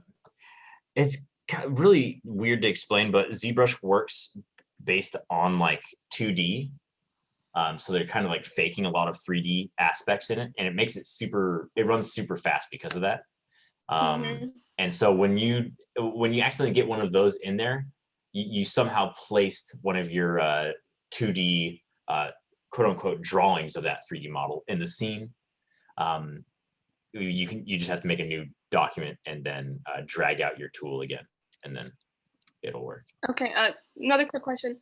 What file format should it be in? You said not to have it as ZTL. What is the one it should be at? Yeah, ZPR. So every time that you save, just go up to File up here. So File and Save As, and then that should do. Yeah, see how it defaults to ZPR. Okay. So yeah, that should be good.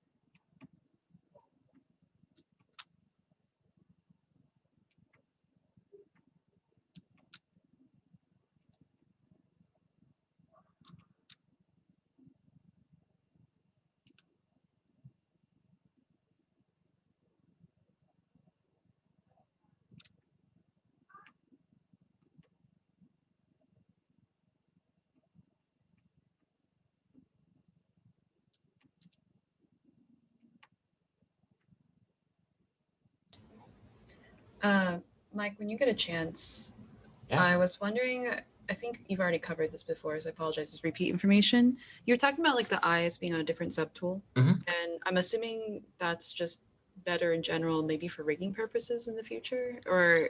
Yeah, kind of, yeah. Okay. When you're doing IAM primitives, it puts it on the same subtool that you have the object selected, yes? Yep. So in order for me to do the eyes, would I do the same thing as selecting a generic sphere and then putting the eyes on it and then deleting that sphere, or is that too roundabout? Do you mean appending a generic sphere? Yes. Yeah, I do. I appended a generic sphere. Okay. Do you want me to show you that process or no? No, can you just do it really quickly? I saw you doing it, and then now that I'm trying to do it, I'm not remembering. Yeah. So, Well, I mean that's how all of 3D is. Yeah. Don't feel upset about that. That's just that's the learning curve. So yeah, cool. Over here, you're looking for a tiny button called append. God, I hate their UI so much, but yes. It's awful. It's awful. So append right there, and then I'm just gonna do a sphere 3D. And you'll notice that it's kind of gray. That's because we're not selected on it. So you can always drag down your list and then click on that object. And then next step, I'm going to go to rotate, because I want to rotate these 90 degrees forward. I see. So let's do that. And I'm just going to hold shift and rotate this. So now it's facing straight forward. Okay. And when it spawns a sphere, is it on like the 0, 0, 0 type of thing? Exactly. Okay. Yeah. Actually, it's not really though, because if you look at the grid, 0, 0, 0 is down here. Right. So it kind of just arbitrarily spawns it, honestly. But okay. You know. Yeah. And then with that, we can now kind of just scale this with that inside box on this little control scheme. And I'm just going to kind of slide that to the proper spot on the model. I see. Okay. And then, yeah, I just use the arrow buttons to get it into the right. Okay. And then you're going to mirror it. Exactly. And again, that mirror and weld. So now I have it in a space that I like it to be in. We go to geometry, modify topology, mirror and weld, and that should mirror it over. You would think that they would take note of the most used tools. Right. You can basically everyone crafts their own UI. Right. For like hotkeys. Yeah, all of my brushes are on hotkeys. Usually I have a different setup up here with some like really useful buttons that are just like easy to grab. I see. But yeah, Yeah, no, it's kind of a nightmare.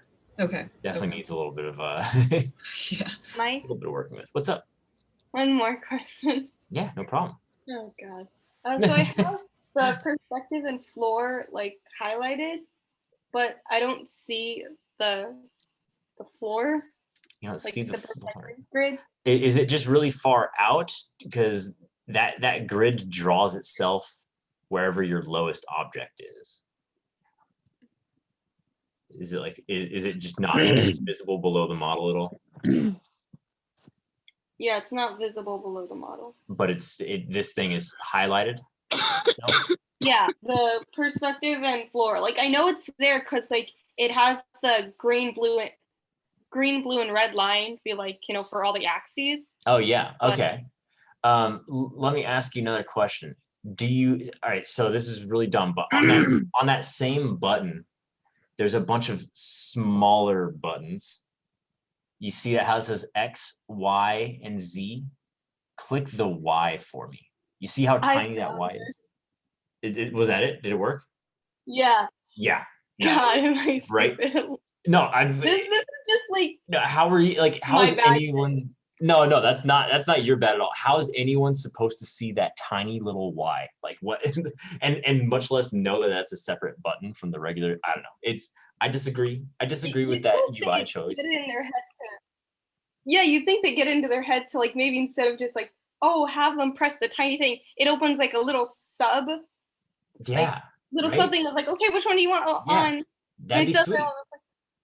See, they yeah. And the same goes for like a bunch of these other buttons too, like the actually just one, that poly frame one, like you can turn that on, but then if you don't have the lines on, it'll just only fill it with a color, and then if you don't turn the fill on, it'll only show the lines. So yeah, it's just another really cool feature of ZBrush UI, But it's a powerful program, We gotta accept what we're given here.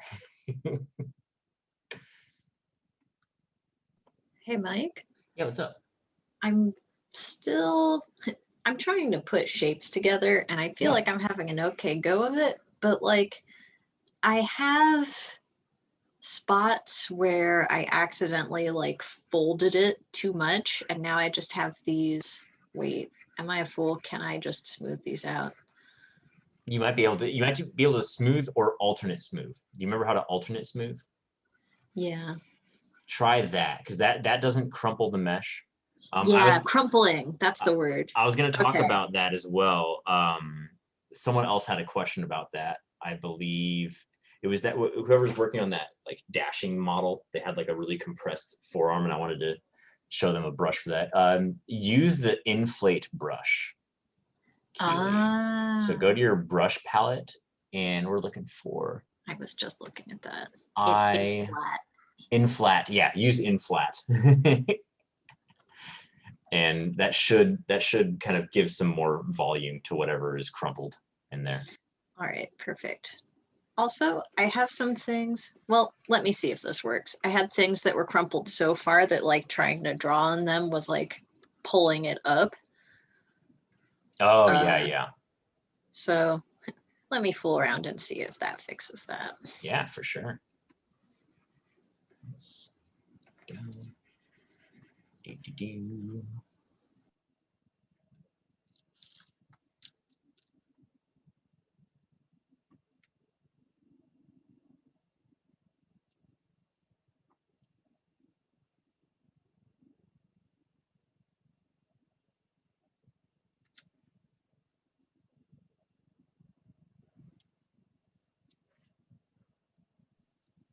So Mike, I had a question. Yeah, what's up? Earlier you mentioned something like, the head on your character is too big. Yeah. How would like if I were to like change a part of the size of a part of my character, like my character's head, like my character's leg, or something like that, how do I make it so that I select just that? Even when it's like connected to everything else to mesh. Yeah, I was actually going to show that. Let's see. Let's look at my list. Okay, so that's basically going to involve masking, and I'm definitely going to talk about that today. And everyone should be back by now, so I can kind of go forward with the lecture. I was going to talk a little bit about making clothes first. But if everyone has like some sort of large problems, like they have to move stuff into place, then, but they won't have time to do that before I go on the clothing anyways. So it doesn't matter the order pretty much. I'm going to show you guys how to do that, but I'm going to talk about masking because we're gonna basically then that problem you described is masking right there, right? Masking is basically ZBrush's way of turning off part of the mesh so you can't like mess with it anymore. All right, so everyone should be back now. And yeah, if you heard me talking to Rodney, he's running into a problem where the character has some sort of large problem with the kind of proportion of it, right? And honestly, if you look at my rat guy over here, if I move this piece of reference in here, and then if I go over and turn off perspective, so I can really just one-to-one scale this guy. Look at just how different, look at how differently sized they are, right? So my character is just like a bulkier in the shoulders and in the chest. And then these legs are a little bit off center as well. I could do for rotating them inward a little bit. The arms are massive, you know. So a lot of these problems I would address with my move topological brush, right? So I'm just move topological right there. And I would just go big with this brush, right? So I have a massive brush size right now. And I'm scaling this in. This hand doesn't even remotely match up with the point where it is. So I'm just kind of pushing all of them in there. And you're seeing that things are getting stretched out, right? And that's going to happen. We're just going to have to fix it with this method. I'll show you guys how to rotate something. Like, so say these legs could be inward a little bit more. I'll show you how to rotate that. And sort of isolate different parts of the mesh with masking.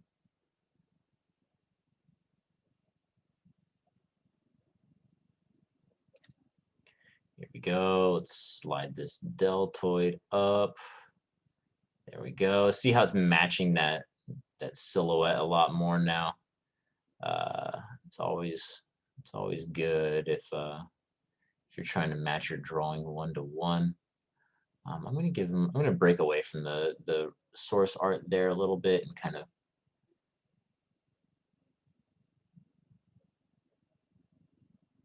there we go. All right.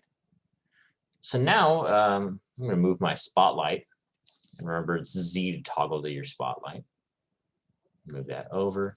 I need to kind of adapt my eyes now real quick. And then I'm just going to move those. Oops.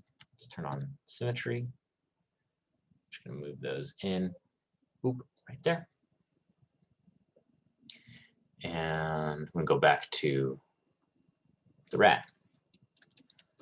So there we go. So now he's like a lot more aligned with the proportions of this original image. So if you wouldn't want to break too far from that, unless you're not too fond of your original design, or you find something that works better with a different proportion in 3D. And then clearly it's going to take some refining here of these shapes, right? Like we're going to have to kind of build up this mass again and smooth it. I'm always building, I'm always smoothing to get these forms in here. I want to get that Brachialis muscle represented. A little bit of the tricep in here. Let's get that going. Let's kind of cut away at this. And I'm being like rough at the surface, right? Like I'm not defining anything super close yet. This is looking like just some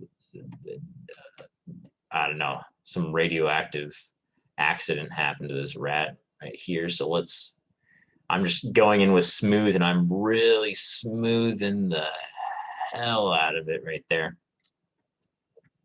to get it back closer in line.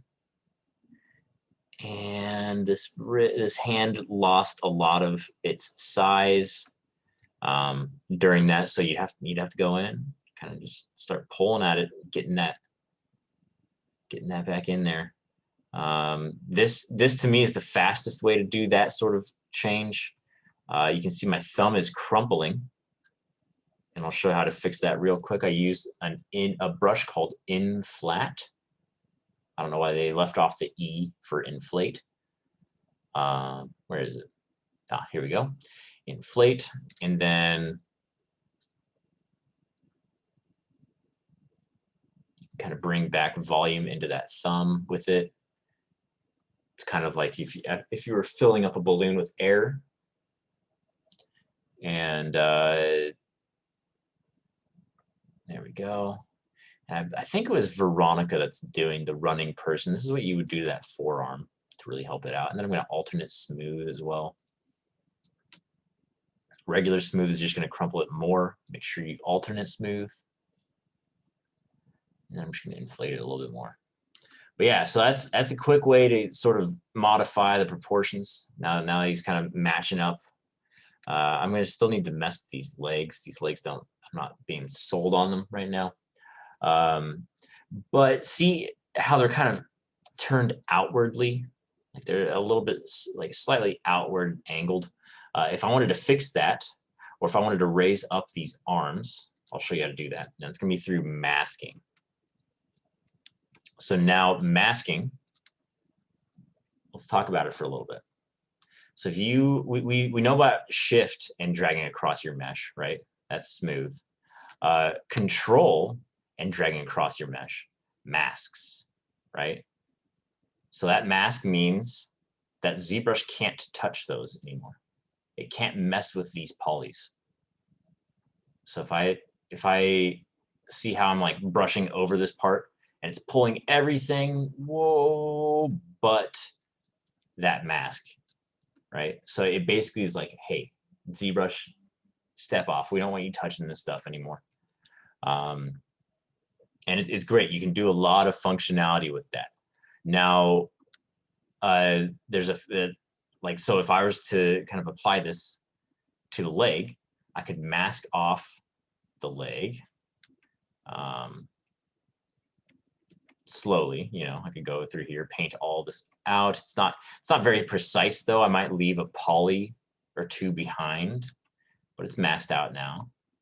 And then you can also sort of reverse that, right? So if I press, if I'm still holding control, because this is all masking stuff, right? So if I press control, it's going to invert that mask right there. You see that? And I'm just clicking off the model. So control plus click off model. Oh, accidentally undid my mask, so I can always press Control Z to get it back. Control plus click off model, or pen down off model, that's going to invert the mask. And let's get that out of here. So now I'm telling ZBrush that like basically don't touch anything except for the legs, right? I only want these legs to be messed with. We can go in here. And there's quite a few ways. Oh, I missed a little bit of mask right here. You see that? Yeah. So if you're a little bit like OCD, which is fantastic in the 3D world, it needs a lot of attention to detail. And you're like, I want to be sure that I'm selecting all of those. Let's just get rid of our mask. I'm just going to Control left click drag off of the model. That's just going to refresh that. What we can do is Control left click drag from off the model and bring that over like the entire leg right there, right? So then that for sure got like everything under that box that we just drew. So now we can just kind of paint in here. And I like trying to get like a little bit of a softer sort of edge. That way when we start rotating these legs, it's not really hard in how it's rotating them. So I'm just painting in a nice soft sort of mask. You can also control left click on the model to smooth the mask right there. See that? See how it's slowly smoothing the mask? That might be something fun to play around with. So yeah, basically control is everything to do with masks. Everything. So if you ever see a dark part of your mesh like this, that's due to masking. So now we have these nice soft masks on the legs. And I can go in, oops. I can just control left click off the model to flip it. It's going to take a long time for that muscle memory to kind of understand that, guys. But if you bear with it, I'm sure you'll get a handle of it in no time. And then we can just kind of rotate this, right? So if we rotate, if I go into that rotate tool up here, you'll see that it gives me this little, they call it a Gizmo 3D, I believe. And then I can just unlock this, right? Because I don't want to start moving this around. You see that? I don't want to start doing that. I want to sort of unlock with Alt, and then I can just drag this to kind of the hip point, and then lock that again right there. I'm just holding Alt for that. And then you can rotate this. You see that? There we go. There we go. Oh my God, that's nightmare fuel. 1 second. There we go. But yeah, so now you can rotate this to kind of straighten them up and get them into a solid spot. I'll put them about here. I want that foot, again, since I'm going to rig this character, I want that foot to be directly underneath that hip, you know? And all right, so that's looking good. If you want to return this gizmo to where it was, you can always hold Alt and then go to Unmasked Mesh Center. Oh, whoops. Go to Axis. There we go. And then reset orientation. Boom. Just to get that nice and taken care of there. But yeah, so that's masking in order to kind of preserve parts of the anatomy. If I like really liked my detailing on the leg. Frequently though, when you do that, even though you masked it off, like that gradient where it was is probably going to need some work. So there's no perfect cure to everything in this, you know. You're going to have to come on and, you know, bring back a little bit of the glutes in there. You need to, that's like way too many glutes. My God. And maybe like tone down the outside of this quad. But yeah, so that's pretty much how you make large changes. I frequently, though, I just use the move brush. It's super simple, super direct. Gets the job done. It does need cleanup, though, you know. So, Mike? Yeah, what's up? How do you erase the mask by chance? Or... Oh yeah. So again, to go over that, let me get a mask going for you. All right, so I got a little bit of mask on this abdomen area. To erase the mask, I'm just going to do Control. Oops, sorry, my computer went forward in time. Control and drag off the mesh. So like in the empty void. So again, it's Control to paint the mask, and then Control drag off in this empty area. Off in the empty area like this. Oh, okay. And then it'll reset that once you let go. Okay. But yeah, you're gonna have a little bit of a problem because it's gonna be hard to get a proper mask on that guy because his arms are so close together, like to that torso. Yeah. So yeah.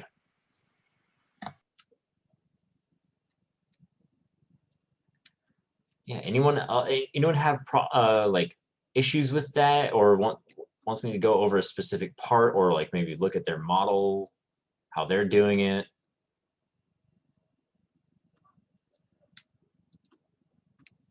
I'm always down. Always down. All right. I have a curious question. Let's say if we wanted to open our character's mouth to add some teeth, how do we do that? Yeah. If it's like already molded into the. Yeah, that's it. All right. You're probably not gonna like the answer. There would be a few ways. Well, what's your character look like? Because my character might be a little bit of a different solution for that. My character's just a human. Just a human. Okay. With humans, let me just make a sphere. Because I know, like when you made a human head, you kind of like dug a hole into that area where the mouth was, and then molded over it. I didn't. Yeah, that was going to be my solution. So you remember the exact solution that I was going to do. I could show you like a little bit of a different one for my rat. Might be interesting for you. But yeah, you have the correct idea. Absolutely. So basically my other solution would be to kind of go in and mask off this mouth right here. Right there. And this kind of lower jaw area.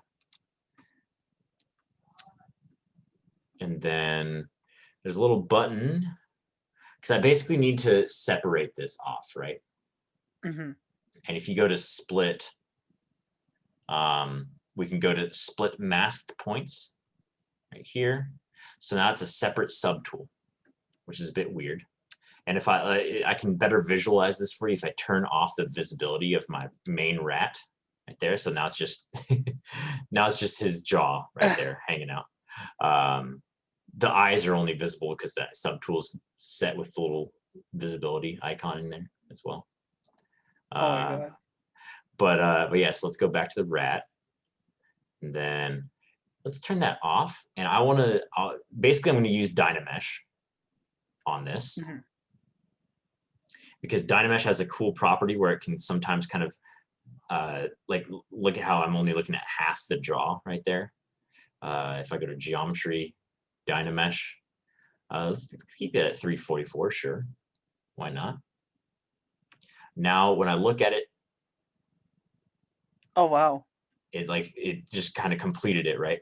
And it does have this really messy geo here. Don't feel bad to just smooth all this down to get rid of it.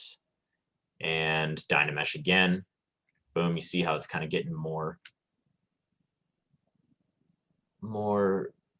solid in there. And so that's fixed up now. I can go in here. At this point, so when I'm like smoothing down, it's kind of getting this like ripply effect, and that's because our polys are kind of flowing in a bad way. So I'm going to go to Z Remesher and do that classic Z Remesh right there, and see how much nicer that is to smooth right there. Oops. Oh yeah. Yeah, so always Z Remesh after you Dynamesh it. It just works, you know. It just works. So we got that in there. And so yeah, I'm set to go on that. And remember, now we have to deal with the rat, because the rat, if I turn off the jaw, right there, has this open hole right there. We could Dynamesh this again at a high resolution and then Z Remesh back down to a normal resolution. That would work for us. Man, that thumb is super long now. Sorry, I'm getting ADD a little bit. So we could definitely do that to fill that hole up. And I'd like you to do that just because it reinforces what the tools do. But if you want to be fancy, one second, let me move the camera. If you want to be fancy, you could use a bonus tool that I'm not requiring at all. It's under modified topology, and it's called close holes. Again, random button in the middle of nowhere. Close holes, boom. You see that? And then I would be able to Z remesh at the same. Whoa. That's cool. Yeah, yeah. No, so there's a lot of buttons that are like kind of just faster, but I want you guys to develop methods that you're comfortable with and can use effectively. So now, once this finishes Z remeshing, hopefully it does a nice job. There we go. Now I can go in and sort of clay buildup on here. And I'm just carving away at that interior of that mouth. I'm just smoothing.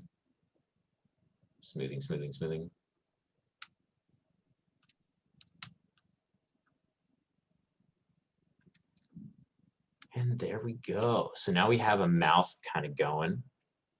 Now our next problem is, so in game, I want this guy's mouth to open, right? And if I turn on my subtool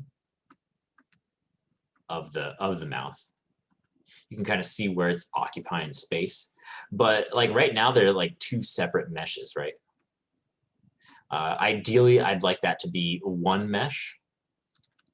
So I could do a mesh merge. Remember merge? Or a subtool merge, so we could get these to be in one subtool. But before I do that, I might leave this guy's mouth open. Now, for you guys, I by no means am expecting you guys to have a character's mouth open or rigged, simply because time.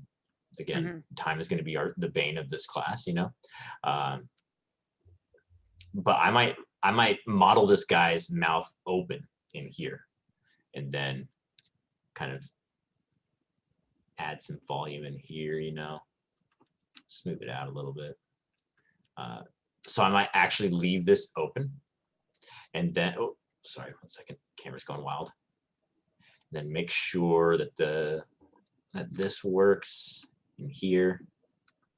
Let's get this all carved out. I might do another Z remesh in here.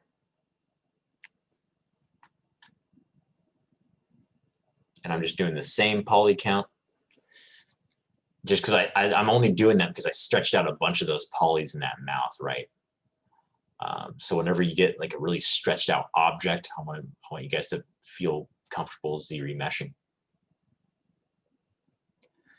And there we go. And nice. So now we have this sort of mouth cavity that I'm digging. And we need to combine that with this jaw. I would definitely look up anatomy pictures of like a dog with an open mouth or a mouse with an open mouth, so I could match this up better. But this will work fine just for the instructional purposes. I don't want to go digging around for reference right now in front of you guys. Go. So our next step would be to it's going to be the same workflow that we did for the hand, right? So click that top mouse right above the jaw right here. And then merge down. Oh, whoops, cancel. Sorry, I turned off the visibility for everything. Merge that down. So now the jaw and the rat are one subtool. I'm going to go to geometry. And remember, Dynamesh is what we use to combine to get rid of this little seam in there, right? So I'm going to Dynamesh at pretty high resolution. And I'm going to check after this Dynamesh happens. I'm checking to make sure none of my fingers are welded together. None of the crotch is welded together. The armpits aren't welded together. And then also make sure that your jaw is, right? Because that's what we were looking for. We're trying to get this jaw to be welded pretty seamlessly, and it is. So now we can just smooth this out. Smooth the interior as well. And then at this point, I'm going to do Z remesh. And And I'm going to do half because we're at 1.3 million polys. I definitely want to go decrease that. It will go faster if you turn off adaptive density. I'm going to turn off keep creases as well. I'm not going to worry about that. And then ZBrush is just going to think for a while. So I'm just going to chill while it does this. I just want to get you guys comfortable with Dynamesh and ZRemesh and working with different subtools, right? Because that's the secret to all of it, is that it's just everything's a different subtool. And then with that masking, I'm also going to show you guys how do you mirror the hand. Yeah, 1 second, Tammy. Let me get ZBrush to a workable level again. I can't hit the ZRemesh button. I mean, like I can, but it spends some time thinking and then let me, well, okay, it did it that time. Never mind. Yeah, that definitely happens sometimes where something works or something's not working, and then the second you're like, what's going on? It just magically works. That happens literally all the time. It's something like the computers are listening to us, I swear. There we go. It's auto saving on my end, so that's going to take a little bit of a while. There we go. Nice, nice. All right, and then you can just resume sculpting on this mouth. For yours, I would say just digging through the skull into the mouth the same way you saw me do that with the other head is perfectly fine. But yeah. Also, someone mentioned that they were watching just tutorials online. I 100% am so hyped for that. Like that's the best way to learn, because I'm just one artist. I have my way of doing things. It might not work for everyone, you know. So feel free to look up other tutorials if you're curious about something. All that content is readily available on YouTube. Yeah, so I'll always be looking out for other sources of information.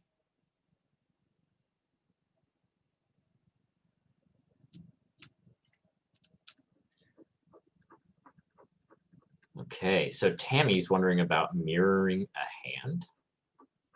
And if Tammy brought in the one from, Tammy, did you bring the one in from Maya? Yeah, I did, and I got it. Oh, you got it to work. Okay, sweet. Actually, my question is kind of related to that. That was mirroring the eyeball, but it was flattening it instead of mirroring it. So. Oh, really? I posted it under the help, please. I think we're supposed to go to geometry, right? And then modify topology. Yeah. Mirror and weld. And it would just make it like a really flat object rather than mirroring the whole eyeball. So I wasn't entirely sure. Weird. Yeah. So that's not normal, correct? No, that is not. Wait, was it like? Could you show me exactly? Because like that's a weird problem, and I think I have a solution for it. But I would have to sign on with my tablet. Oh, don't worry about it then. Yeah. Okay. Where? Okay. I did it once before and it was correct, but the eyeball was not in the right spot. So I just undid it really quick and moved the eyeball to the right spot to do the mirror and weld, and that's when all the trouble started. So I'm not entirely sure if that's what might have caused it to do that. I'm thinking something about the axis of symmetry might be off or something. Yeah. Shoot. Yeah, let me try going to transform up here at the top, and then click down here, set pivot point. Okay. And click that twice. So you're gonna do it once and then do it twice, and then try mirroring. Okay. That should reset the pivot of the scene. All right. Let me make sure my right subtool.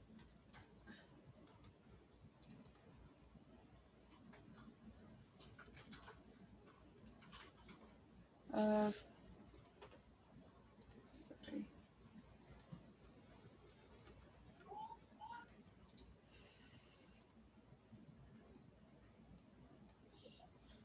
It's not even showing up now. Let me figure this out. Give me one second. Yeah. Victor is saying subtools keep sticking to each other. So Victor, I'm thinking that you don't have different subtools then. I'm thinking that you have everything under one subtool, and then when you're pressing move or you're using the move brush, it's pulling the other ones. Because if they're separate subtools, then they shouldn't be moving with each other.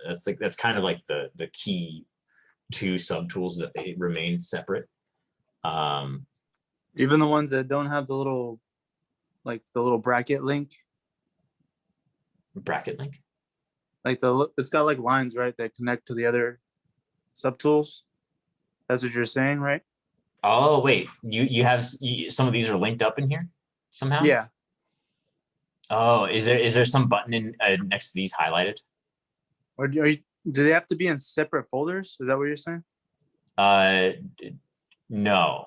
Wait. Okay. Could you like share your screen or something? I want to see what's going on. Yeah. Let me stop my share real quick.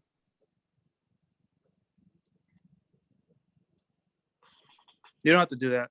I'll just show you because I got the Zoom on my phone. So I'll just show the Oh, sweet. Okay. Video.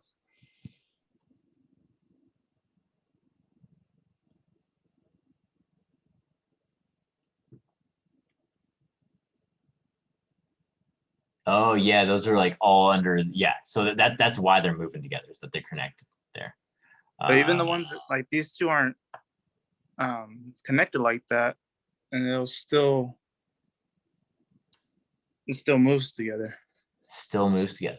Really? That's those wait, go back to your oh man, okay. That's these two right here. That's those two, yeah.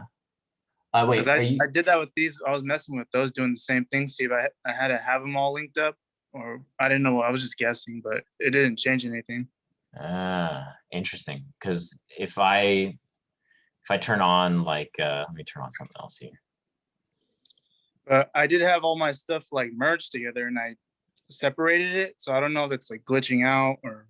That's interesting. Because like, look at how when we're using the same move tool, right? This little thing with the different axes. Right. Oh wait, let me share my screen. I had an issue like that, and on the move tool, I just pressed the far right button. So instead of having 3 bars, it has 1 bar. Oh, right here. Oh, yeah. This one. Yeah, go back to your little move tool. Yeah, that was it. That was it. Damn, dude. Yeah. Nice. Good looking out. Yeah. Yeah, that was driving me crazy yesterday. I had to look it up. Yeah. Oh, I don't even know why that happened. I didn't press anything to change that. It just either a hotkey or like a random like click sometimes can set those. That's why like a lot of these like tiny buttons are annoying because they can cause stuff like that. But yeah, awesome stuff, guys. Man. And those little lines that you were saying, like and they're all in the same folder, right? And connected. They're not supposed to be like that, connected. I leave mine separate. I've in fact never used folders for that. Okay. I would imagine that's if you're dealing with something that's kind of complex, like you have like a really high definition character, and you're like, oh, this is all the subtools for the bag that's on his side, something like that. Gotcha. All right. Thanks. All right, no problem. Yeah, Mike, it's still doing the same thing after I reset the pivot point. Really? Yeah. I could give you my file. We can look at it later. I guess. That'd be cool. Or you could try just making a new eye as well. Okay, I'll just try that then. Give that a go. It's not that hard. Let me see if there's not some sort of on your mirror and weld button. Make sure that you just have X here. Yeah. highlighted. I noticed that, and so I was just playing around with it to see what else it did. Uh-huh. And just when it's X highlighted, it like mirrors and welds it where it's like split in half. So it has this really weird shape. Mirrors and welds where it's split in half. Like in the middle of the sphere. So In the I middle can let me do it again, and then I'll show you what it looks like. Yeah, that'd be helpful. Mhm.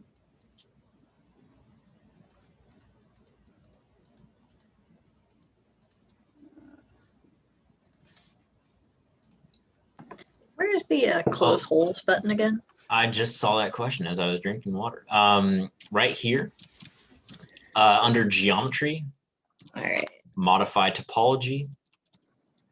Close holes.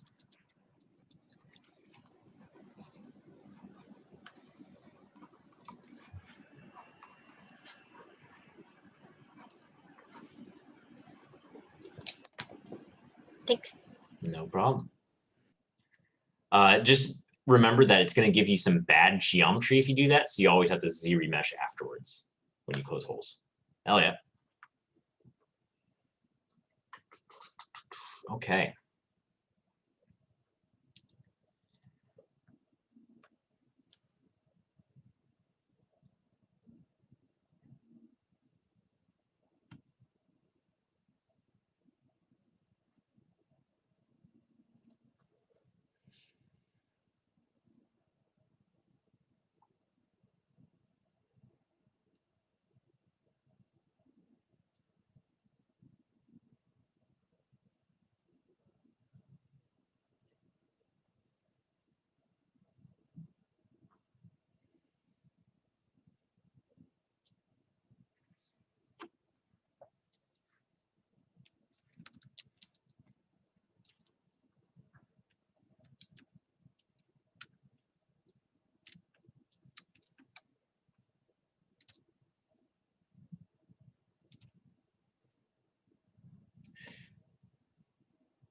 Is there a way to go through subtools without having to click on them? Joshua, absolutely. So it's easiest in the viewport.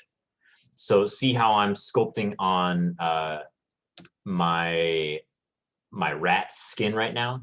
Say I wanted to leap to a different subtool. The only one I have in the scene right now is the eyes. So if I wanted to switch over to the eyes, just Alt left click that. Boom. So now I'm on the eyes. Obviously, I wouldn't sculpt them like that. But yeah. So Alt and then click on them. And you can swap between them real easy.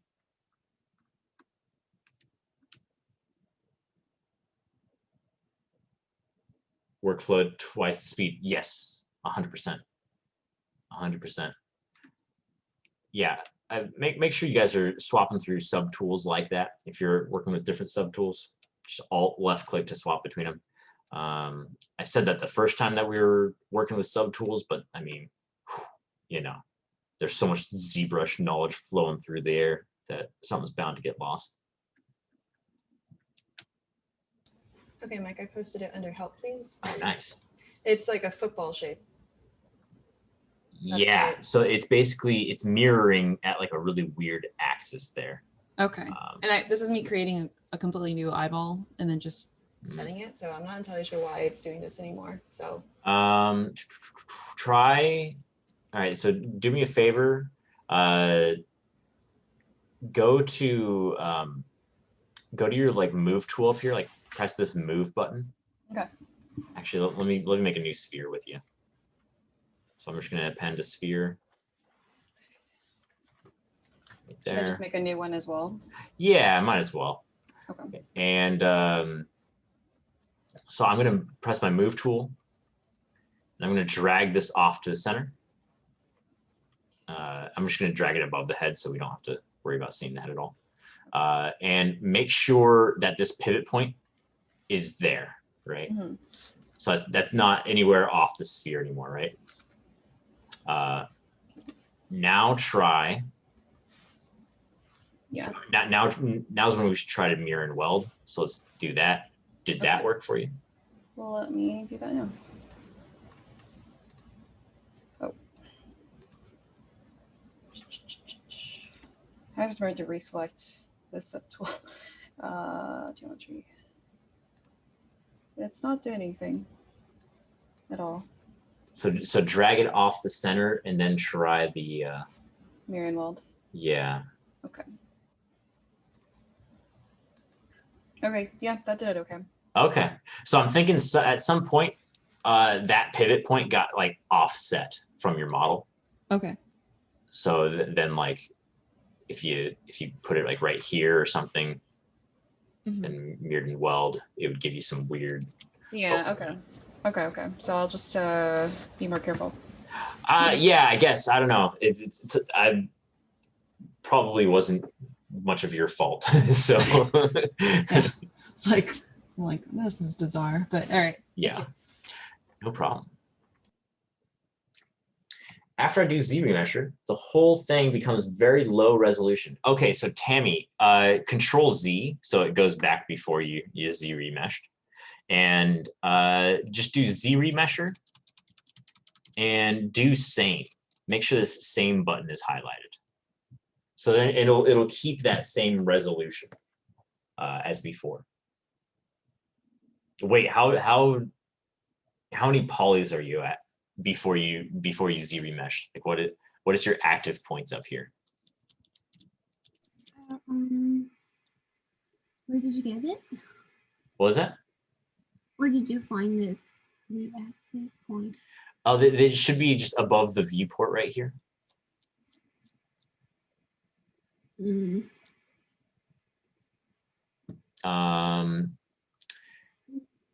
not there on your side? Yeah. Let's see, preferences for interface, UI.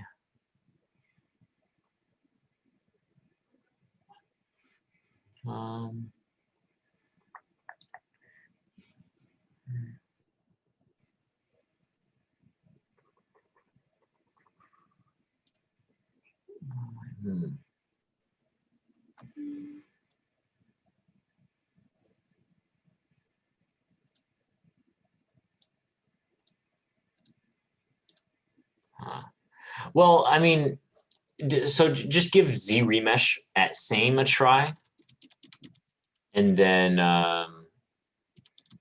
see if see if that works with keeping a higher resolution. I just want to make sure that you're not going like super high resolution, but you should be able to tell once you Z remesh if it's higher, if it's too high or not. Okay. And how do you get that grid thing on the model? The what on the model? The grid thing. Like, how did you have that square blocks on the model? Like, so you can check Z remesh. Yeah. You're talking about the wireframe basically. Yeah. And you're really looking for this button right here, draw poly frame, right there, and let me click on the rat. There we go. Okay, I will try it after I finish running. Mike. Sounds good. What's up? So I'm trying to like move like the arms back, but when I like rotate them, they're just going in a circle. How do I like get it where they're just going in like opposite directions, but like are still symmetrical? Like the way that I did the legs? Like if I rotate, they do like they do this, but I'm trying to make them like. I think it's again your sort of the axis that you're rotating them around. So let me do my arms. I'll show you on my side. So I'm just gonna get a mask across these, boom, bang, and then let me get a larger brush. And I'm gonna paint the rest of this mask to make it nice and smooth right here.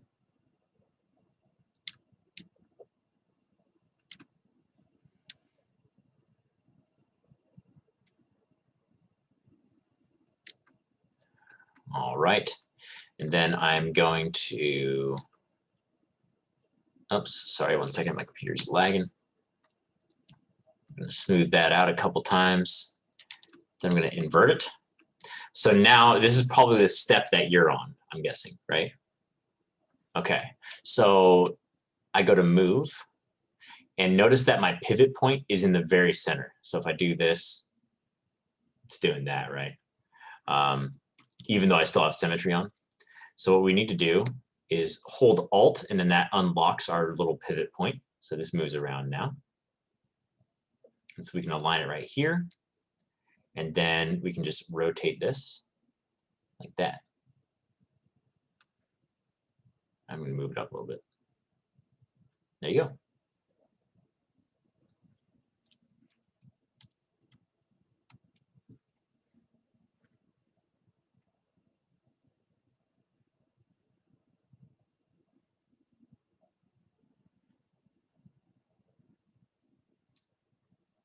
Mike, Yeah, what's up? I think my screen is too small. I can't scroll down the bar on the right side. Oh, you can't scroll down the this area right here? The other one. Oh, which one? The other one. The one. Yeah, this one. This one?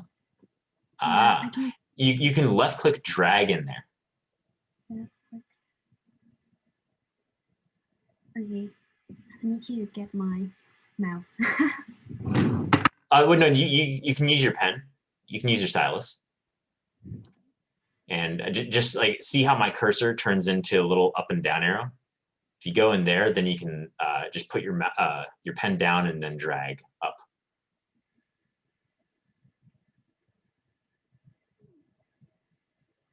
That's not working. It's not working. Yeah. Shoot. Try like the right side of this, right here. Okay.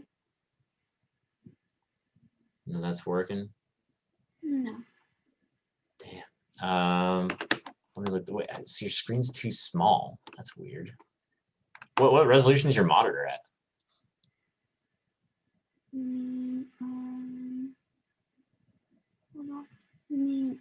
You want to show at Dynamesh?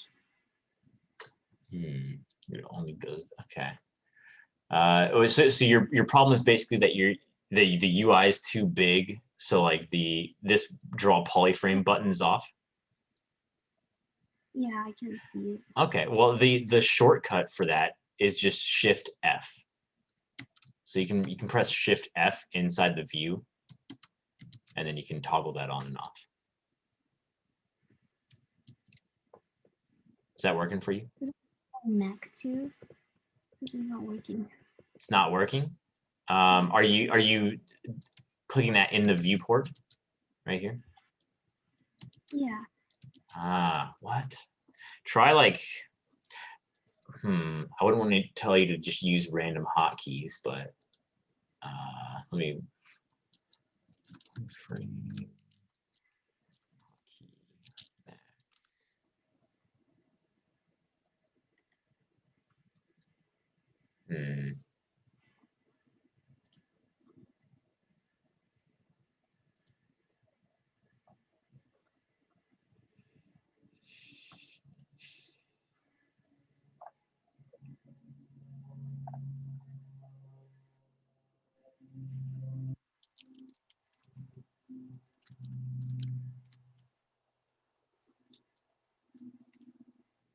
That's so weird. It says that should work.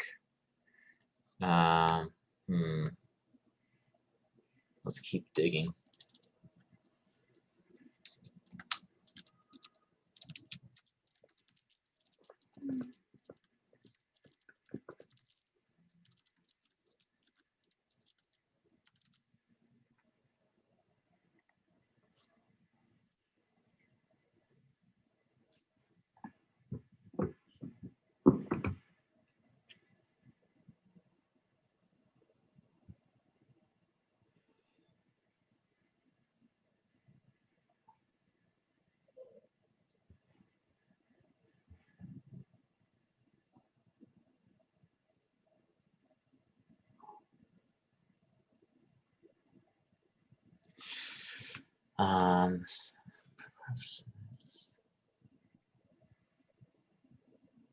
interface, UI, button size.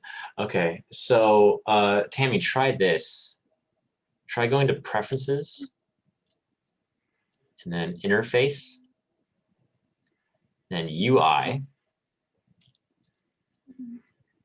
and drag this button size all the way down. So drag that all the way down there. And then it's going to ask you to restart ZBrush. Okay, I'll do it. And yeah, so save your project, go to File, Save As, and then close ZBrush and open it up again and see if that works for you.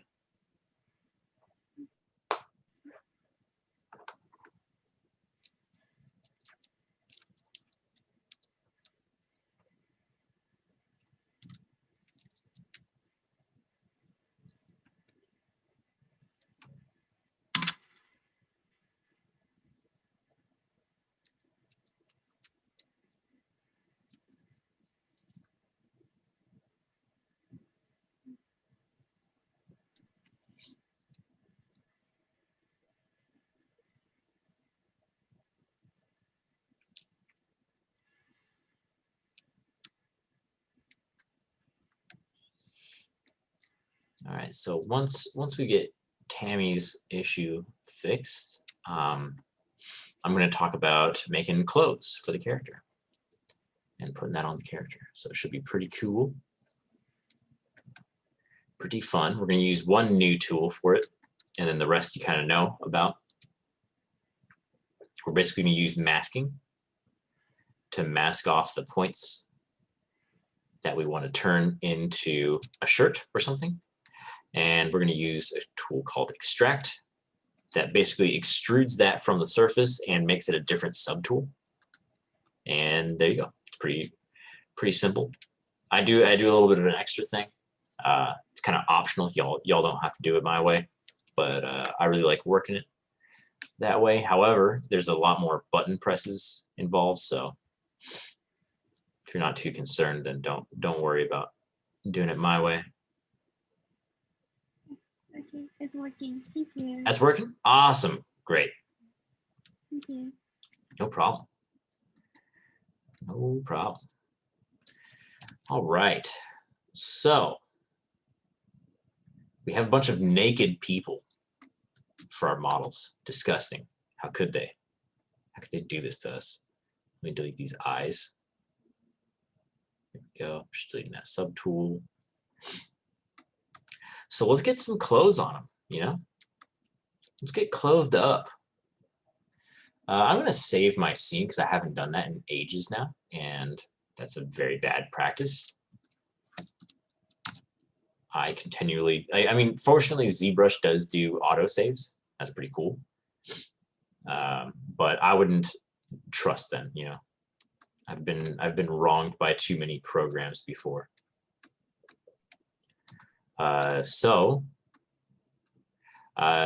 way that we can get clothes, it's pretty simple. Like I said, we're just going to mask off parts of this mesh, and then we're going to do something called Extract in our subtool menu. That's going to be nice. So my first step, let's just give this guy a shirt, right? So if I control left click drag, this will give us a good base for that. See how that just for sure wraps around a lot of that model. Then I just have to go in and complete the rest of that mask. Oh man, my computer kind of chugs sometimes. There we go.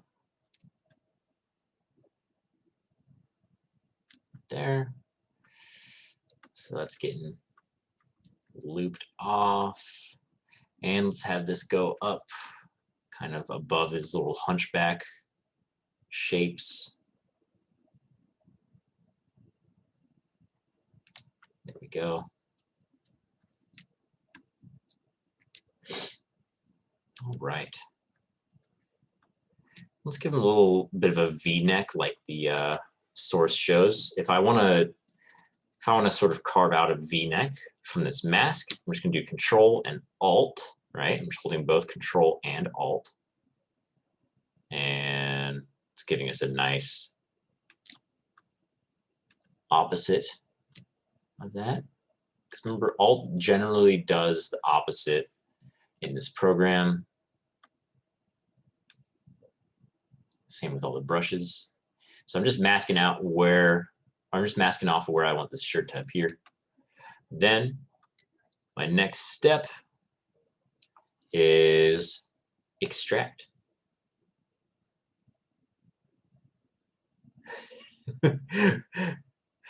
Rachel's got a dog in the camp. Very nice pup. Oh, he's so scruffy. I love it. So then we're going to extract, and extract is under the subtool menu in here. The subtool, extract, and it defaults to, I think, 0.02 thickness. I think that's a little bit too thick. So don't be afraid to click on the number, because this slider is kind of annoying to use. So don't be afraid to click on the number and then type in like 0.0. Now let's do 0.01, sure.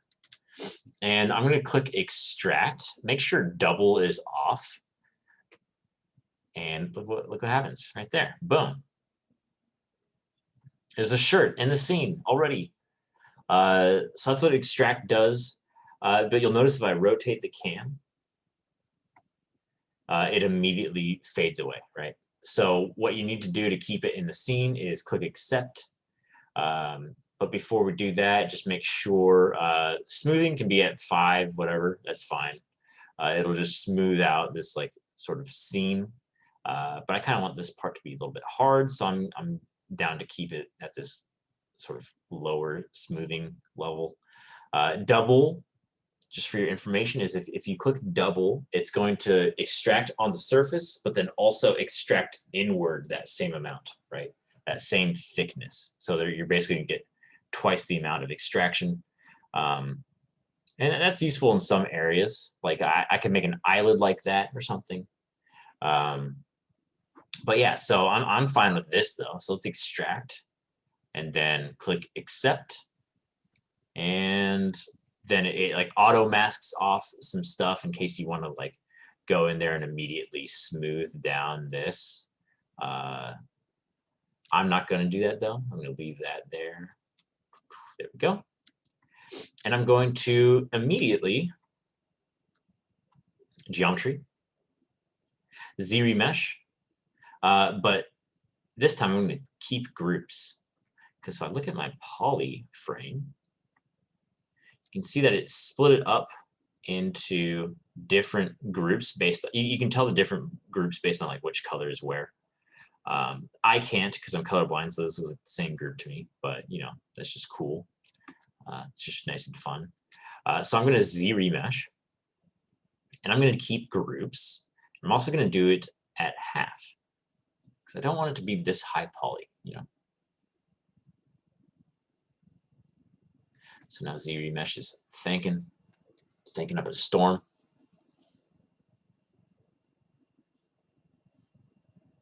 And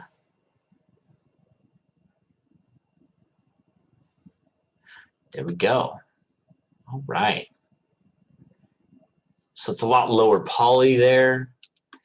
We can go back in and sort of, because right now it's like fitting directly to that musculature, you know. So if we want to sort of give it some natural folds in fabric, then that's fine.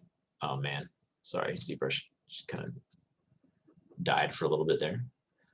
So we can sort of build up that sort of cloth. I 100% recommend looking at a cloth shirt and going in and sort of doing that. You can also use standard for this. I find standard to be a pretty good brush for adding folds in fabric. You can always smooth it out, dig in a little bit more.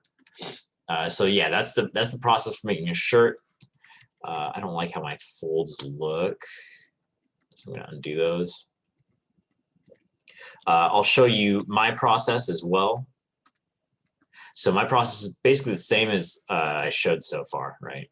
I just change a few things So after I extract, I use the hiding function. So I press Control Shift and I click on this outer shirt. It's going to ask if I really want to undo all that stuff. I'm going to say yes. And I'm going to Control Shift because that's your hiding functions. You'll see what that means. See how it hid all the rest of that shirt? If I turn on transparency, you can really see it. So see how there's that purple poly group underneath the shirt on the inside of the shirt. And then we have this poly group on the outside of this little cuff. And then we have a poly group for the main one. So I'm just going to shift click that. Boom, hides everything else. Because I don't want to worry about having like the inside and the outside of that shirt like drifting into each other. So what I do is I hide that and then delete that with a another hidden button. It is under Geometry, Modify Topology, Delete Hidden. Boom, right there. So now those extra little, like the inside of that cloth is gone. And I say good riddance to it. I don't want it.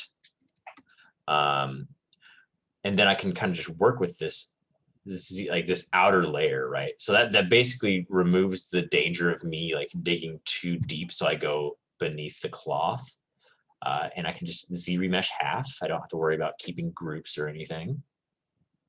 I can just reduce this to a nice small level right there. And then once I get my folds and everything done and draping like nice fabric should, you're probably wondering like, how do I get back to that under layer, right? I use another tool for that specifically. It's called the Z Modeler brush. Again, this is just my method. You guys can stick with the regular one that I just showed before this. They're very similar, just mine has extra steps. And I basically extrude everything. So Z Modeler is kind of wild. Don't worry too much about it. Just get your cursor over a face, hold space, and to bring up the menu of what you're going to do. And I'm going to extrude that face. And I'm going to do, instead of a single poly, I'm going to do all polygons. Boom. And so when I pull this, see how it's extruding that out? And I can just kind of intuitively bring it to whatever thickness I want. I'm going to actually pull it in. So it's going to invert itself, right? So you see how we're seeing like the inside of that other mesh. And then one last detail there. Go to, where is it? Visibility. Wait, no, not visibility. Display, I'm looking for display properties. There it is. And then flip, boom. And we got it. It's in there. It's looking fine. So yeah, I really enjoyed that method for doing it because I get rid of that back layer that can kind of cause some problems. But again, that's like, there's like 4 different buttons in there that we haven't used before. So I don't really, I don't want you guys spending a lot of time being like, why do we do this? You know, so feel free to just use the default method if that suits you. But yeah, so now we have some clothes. We have some nice clothes. And we can just keep using extract on this all we want, you know, like say if I wanted to add a cuff onto this, let me turn off my polyline. If I wanted to add a little cuff onto the sleeve, oh my God. I could go in order to make sure that I'm only selecting one side of this, right? Because extract gives it like a little bit on both. I could go in and just hide the rest of that, right? Because that's just Control Shift. Same way I use that for the other tool. And I'm just going to select a little sliver in here. I would have cleaned up this sleeve shape beforehand when I was doing that extract and kind of moving it around and Z remeshing. But I didn't want to bother with that right now. Then I do that. So So I have that cuff masked off, and we can go to Subtool, Extract, and it's pretty thick. Let's turn off our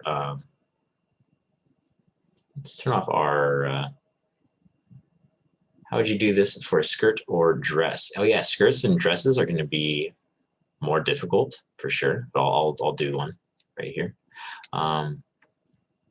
So I'm just going to extract again. It's a little bit thick, so let's drag that thickness down to 0.9. Sure, that works. And accept. Oh, there we go.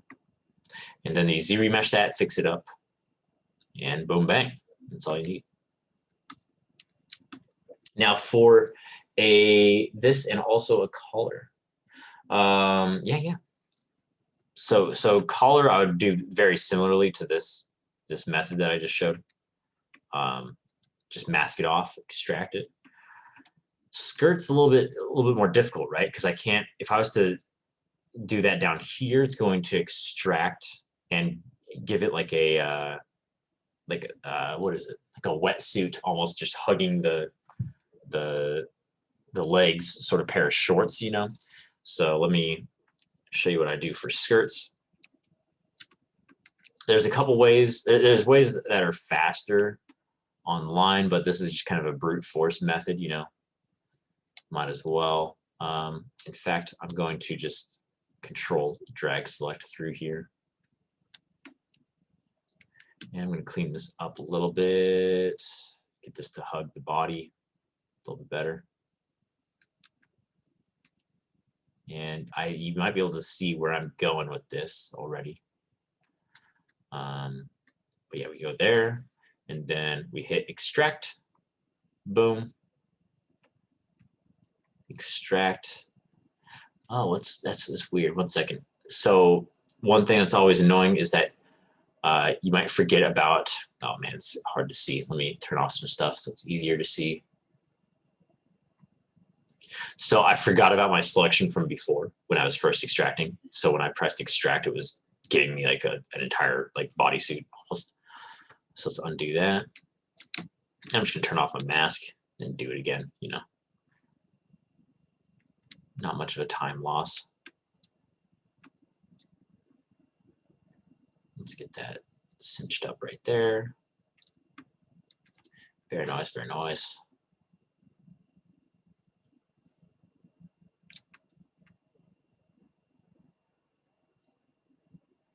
Sorry, ZBrush is auto-saving for me. Cool feature, but you know, it gets a little bit intrusive sometimes. All right, so there we go. And then I'm just gonna do the same as before, extract. And then I like how it's looking. I'm gonna accept. And I'm gonna Z-remesh lower poly so it's easier to manage with. Sorry, I didn't do half. That's fine, I'm still gonna do it half now. There, might as well do half again. And I'm just going to pull this out with my move tool. Now I could also mask off the top, right? Because this is gonna be a pretty big change. I can just mask it off like that. Maybe mask it off from this angle. Like this. Let's click on it a few times to get a smoother fall off. Then I'm gonna just use my move tool. Move that down. Right there. Let's move it a little bit in front as well. And then I'm gonna go back into my brushes now. And Z-remesh, I'm gonna do the same because I like the density that I'm at. To make these polys not stretch, see how they're fixed up now. And then I can go in and sort of just start pulling these into shape.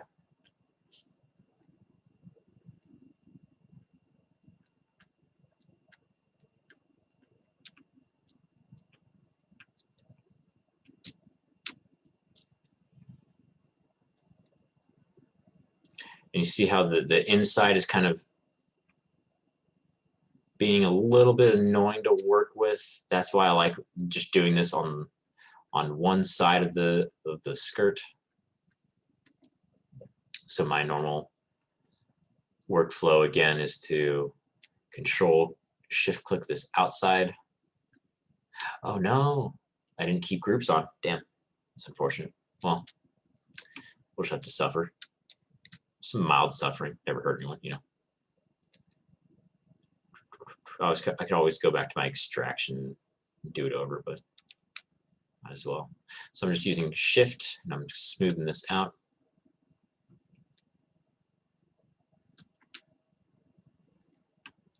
And yeah, here we go.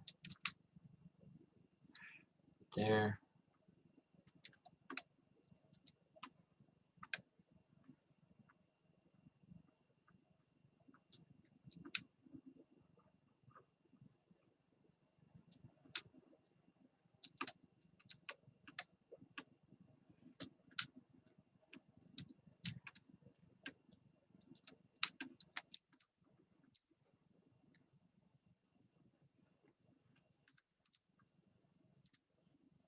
There you go. Got a nice little skirt for our rat friend.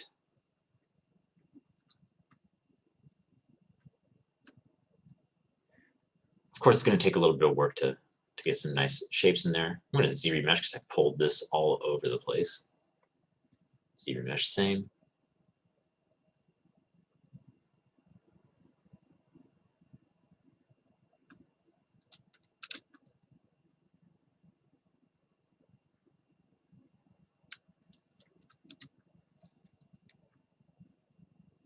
All right. Very nice. Very nice.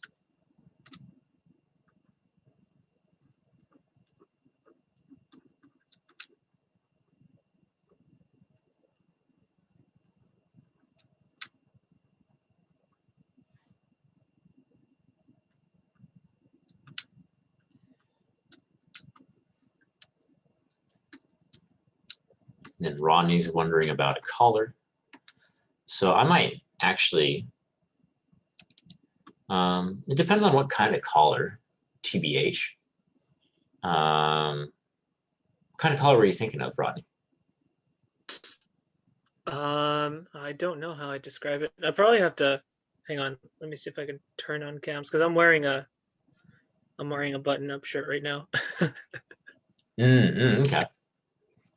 Just give me a moment. So like, okay, do you see me? No, you're like living in a cave right now. Oh, there we go. Yeah. So it's like, yeah, okay. So it's kind of like the collar's got the folds coming up and then going out, but it's not too out there. I don't know if you can see. Yeah, I can see it. Yeah. Okay. Yeah. Something like that. So let's do it on the rat, you know. That's pretty huge. Man,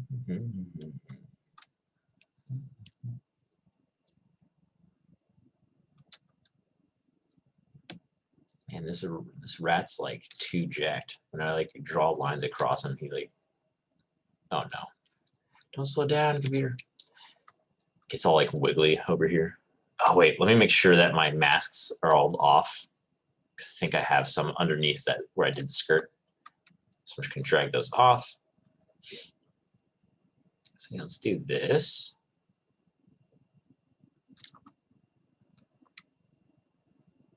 He's gonna look like a proper gentleman rat, you know?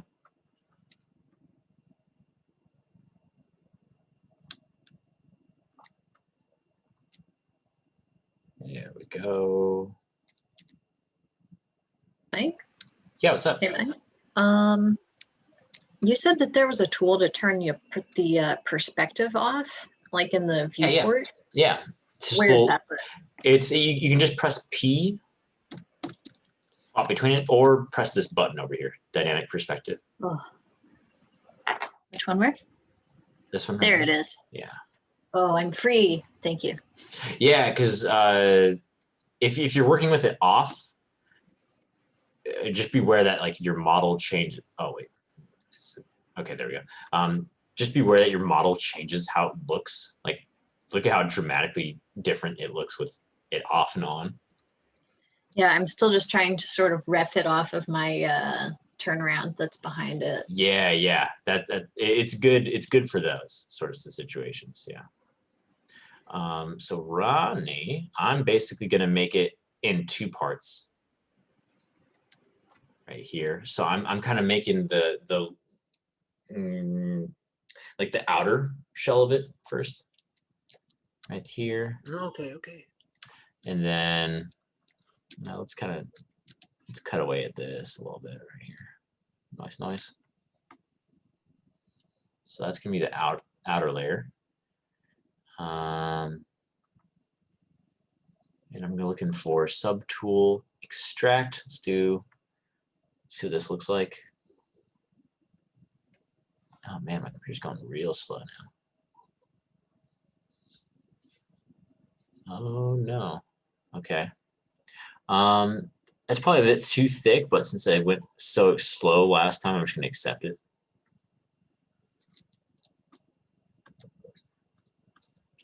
And so we have this piece right here, and we can immediately geometry, keep groups, Z remesh, and I'm gonna make it half. And there we go. I'm gonna do that again, just for simplicity's sake. I'm gonna do that again. Boom. And so doing that again smooths it out, right? Kind of. It reduces the poly count. So see. Oh, okay. See what it looks like right there, and then if I do half again, see how much it reduced the amount of polys that were on the surface there. Oh yeah. I'm gonna leave it here. I'm gonna kind of build up this because it doesn't really divot down like that on shirts. And let's pull this out.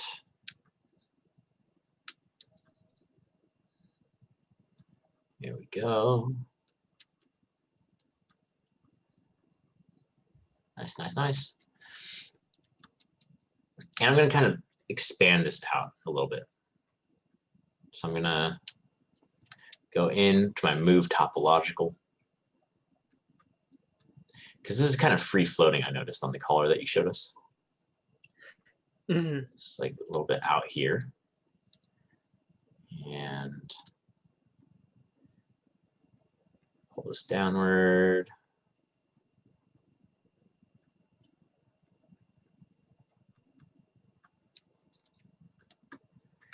I'm going to also do the same with this, you know.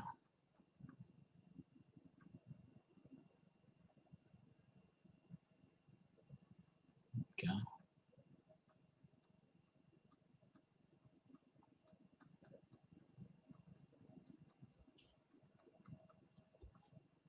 So we're just kind of billowing this out a little bit.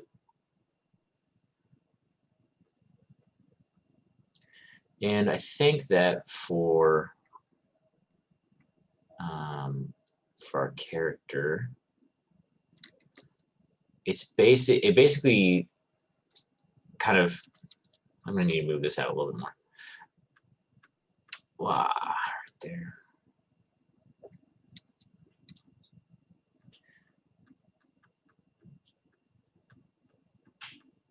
There we go. Let's bring this down here.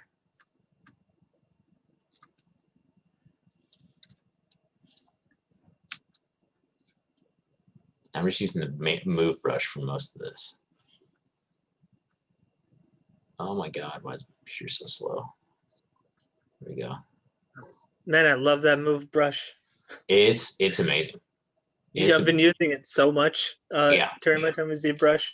No, you should. Yeah, absolutely. Like it's the best for like getting proportions and stuff too. Like, so we especially when like resizing the brush and like moving things around just makes it so much easier. Right. Yeah. No, it's beautiful. It's beautiful. So we have this, and then I'm basically going to extract another one because this kind of seals up to the rest of the color, right? I'm going to extract another one off of, so let me click on my other subtool here. Let's turn off that last one. And now I need to make like the part that sort of bridges from the collarbone to this little collar. I wonder if collars are named after the collarbone or vice versa. Oh, I didn't even think about it like that. Wow. So I'm gonna make that transparent so I can see exactly where I'm drawing. Here we go. And these meet up in the middle, I believe. So that meets up in the middle somewhere. And I'm gonna turn off polyline because it's kind of obtrusive.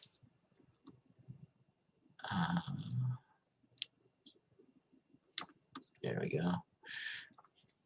Then I'm going to, much respect to 3D models, you can think of this normally. Man, yeah, it'll come to you. Just give it time, and then we can go in and extract. I'm gonna up the thickness on this though, because I want this to kind of pop out. Wow, that's too much. Too much pop. Too much pop in that collar. Let's see. Let's turn that down to like 0.02, maybe a 225. Let's do 225. There we go. Let's extract, and it's a little bit thick in terms of my selection. I'm gonna decrease my selection here. Make it really thin, at least for this first part. There we go.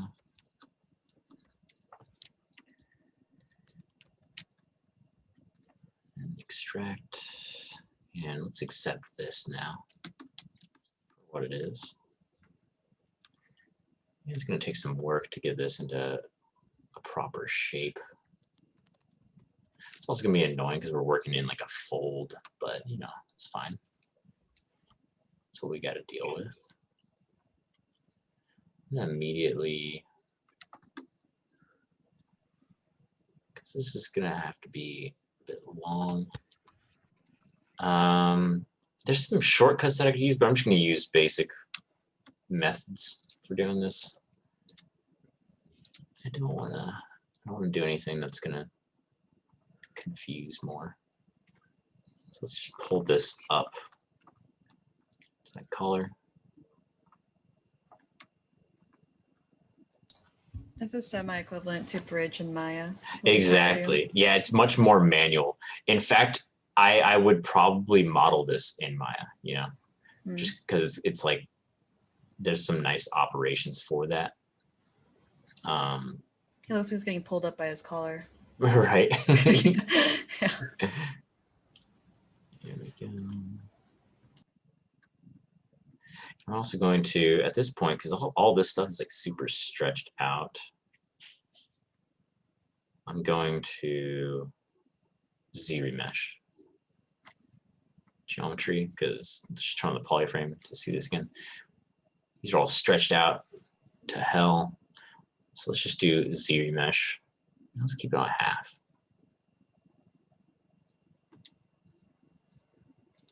Keely says, I never thought.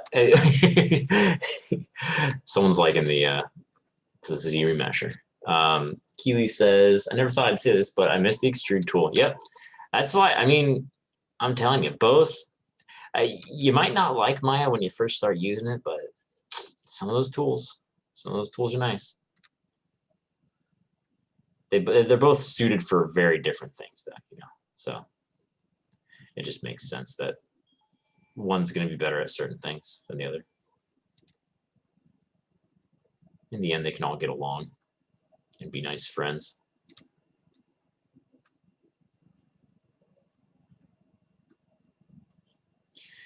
But if you do really like the extrude tool, then you might want to look at Z Modeler, that brush, because you can extrude with that. Just saying. Just saying. So now we have like the interior of this collar. And I'm going to shrink this down so it's not popping up.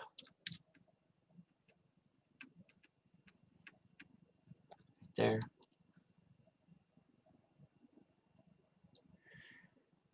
And let's get this aligned better. I'm going to turn on transparency. Actually, I'm just going to turn off the rat mesh with my visibility button right here. There we go. Now we can just really get this sealed up here.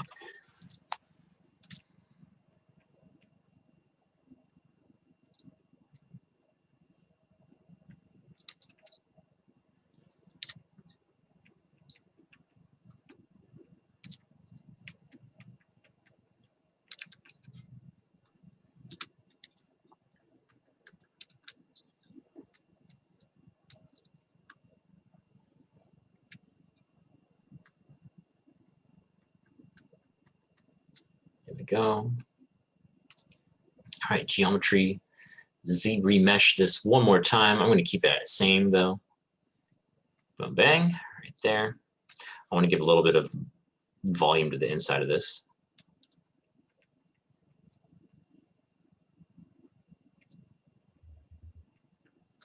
And then I'm also going to use that nice little H polish to sort of push down on this seam right here.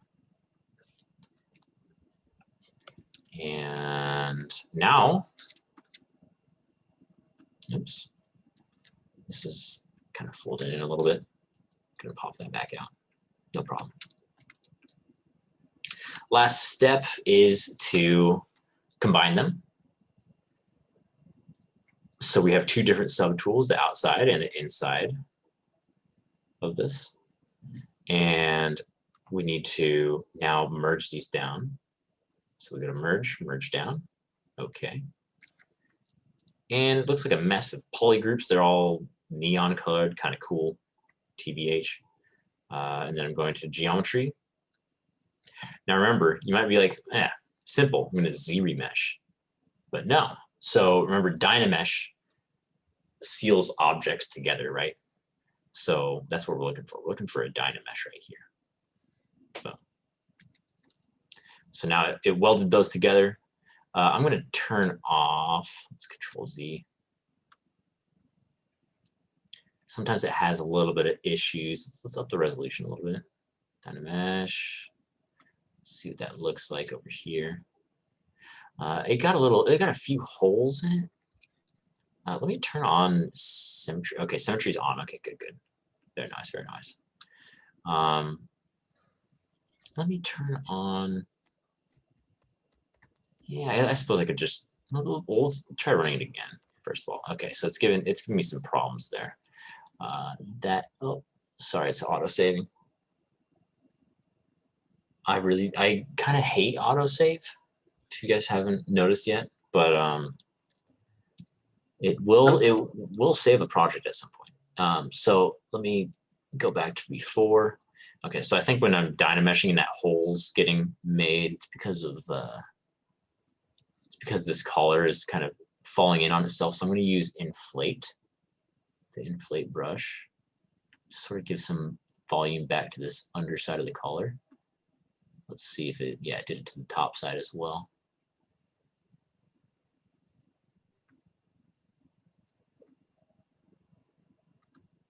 So yeah, I'm doing that all in here. Oh, man. There we go. So let's try this Dynamesh again. Boom. Okay, no more holes, no more holes. And we can go in, and I'll immediately Z remesh because, like, look, this doesn't follow the shape of the collar at all. So let's Z remesh. I'm down to keep it at same for this. So Z remesh. Ooh, there we go. So now we have some topology that follows the shape of everything. And I'm using alternate smooth and all this. We can use Damien standard, you know, our classic brush tools to sort of, oh my God, ZBrush is going so slow. Oh no. There we go. To get this collar shape.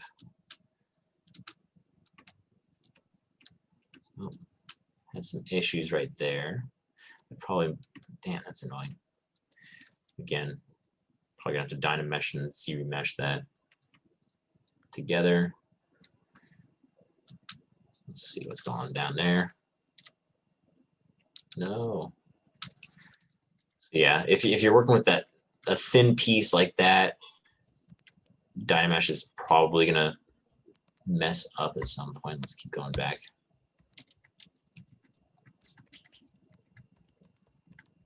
There we go. Mike, this is semi-related to what you're doing, but it also might be kind of a... So I've noticed you commented on some of ours on how we need to have a T-pose in order to animate this later, right? Or if you want to do a dynamic pose, like my reference, would you be able to pose it after making it into a T-pose, or do you have to bring it into like Maya or something? Yeah, so in order to pose it, you would need a rig in there. Right. However, you can also, if well, like, what are you intending? Do you not want to animate it, but you would have it in? I'm thinking of his clothes, right? Because mine's like a hippie tree hugging loving dwarf with like a flower Hawaiian shirt, and he has a man bun, and there's a wooden axe, and there's a lot going on in his outfit, and he also has a fanny pack. So T-posing him and throwing those clothes on will be much easier, I feel like, than posing him in the dynamic pose that I have in the reference. But I did want to throw him in that pose later, and I did want to try to animate it. So you know, there's a lot of absolutely, because if you want to hit that pose later, if you get a rig inside of him, then that's exactly what it's for. You'll just be able to pull. It'll basically be like puppeteering. Actually, no, it's more akin to stop motion animation, where you have the armature inside the clay. Right. And yeah, so it'll be like that, and you'll just be able to pose them however you want. Okay. But yeah, this collar, it's very thin, so it's giving me issues.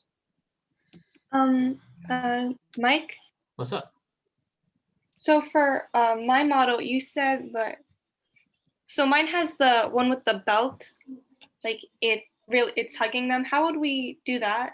Or like, how would I like form a belt? Yeah, I'll do a belt. Or like because you said like there was a way that I could like work it into my model. Yeah, absolutely. I was kind of gonna ask about that next, the belt thing, as well as like if I were to like add like some suspenders, would I have to do that like before or after I add after. the debris? Wait, before or after you what? Before or after I had like the creases and the folds of the shirt? I would do that before, because that's going to kind of determine how some of that geo folds around it, right? So yeah, I would put the belt, the suspenders in first. But yeah, so this is kind of my approach to making that collar. And yeah, it takes a little while, but you know, stuff in ZBrush does, stuff in 3D does in general. That's really cool. Yeah, man, Mike, thanks. That's really cool. No problems. So for belt's pretty simple, right? So if I do this, let me turn off my other clothes.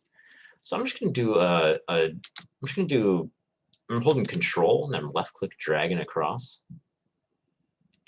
Boom, got a nice little thing. This might be a little bit too low on the waist. Let's go a little bit up. Wow. Right there.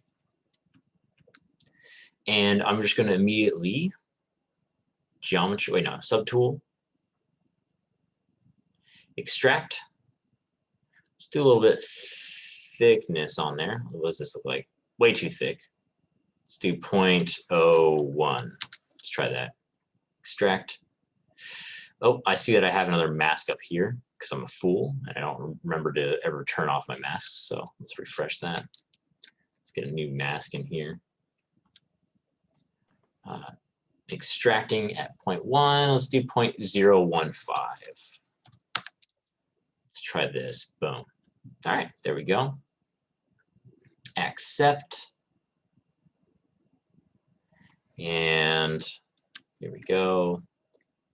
Immediately I go in Z remesh and I'm going to keep groups because remember, these are all different poly groups on the inside, outside, and on the top and bottom in there. So I'm going to do that. Z remesh. Let's do Z remesh half. Let's do this a couple times. Boom. Bang. That's looking pretty nice. And honestly, this is, so like as I try to move this, right? As I try to move this out, it's kind of annoying to deal with, like, because if I have to try to get the inside of that mesh to be separate, I gotta kind of bevel this out. And then I have to be careful because as I smooth, it kind of decreases the hardness of that edge, right? So this is, I'm going to show you why I like to use my other method. It's a lot more button clicks, right? But I'll show you. So if I Control Shift, boom, everything else is gone. I can just do Modified Topology, Delete Hidden. There we go. And then now I don't have to worry about the inside of that, right? I know that I want like a hard edge on the outside of this belt, and I can just worry about one layer, right? One outside layer. This is going to need some fixing. Let's just smooth that and then move it.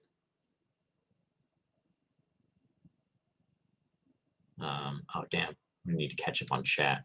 Chat's been going wild. Give me a second. But yeah, so I can kind of move this out into position. Oh my God. Whenever I'm recording, it always just takes like a couple minutes to slow down and not respond. It's pretty nice feature. While we're waiting, may I ask you a quick question?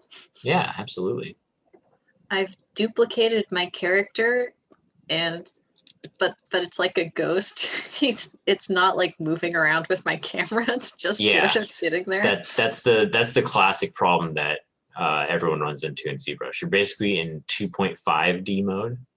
Okay. I even have a I hit some handout buttons. on you hit some buttons. I hit some buttons by accident.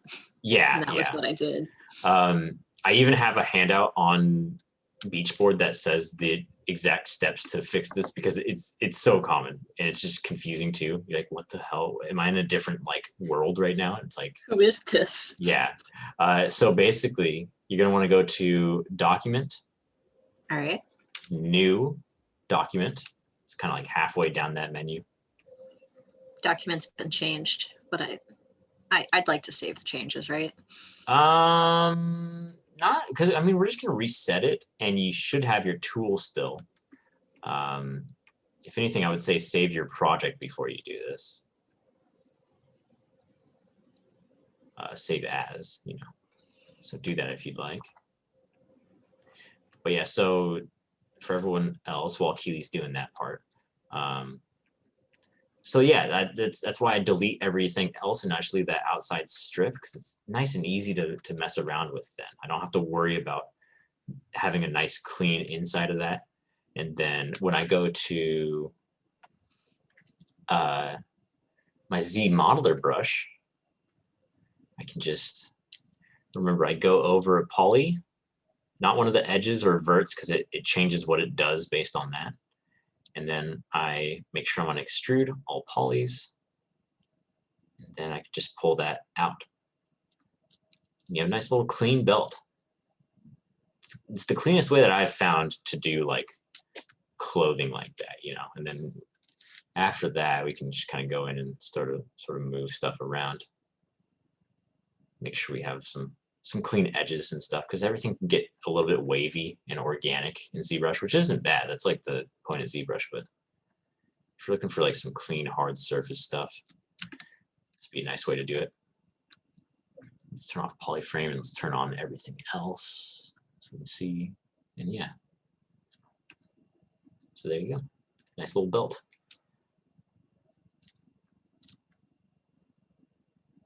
If you want to do a buckle, might be easiest to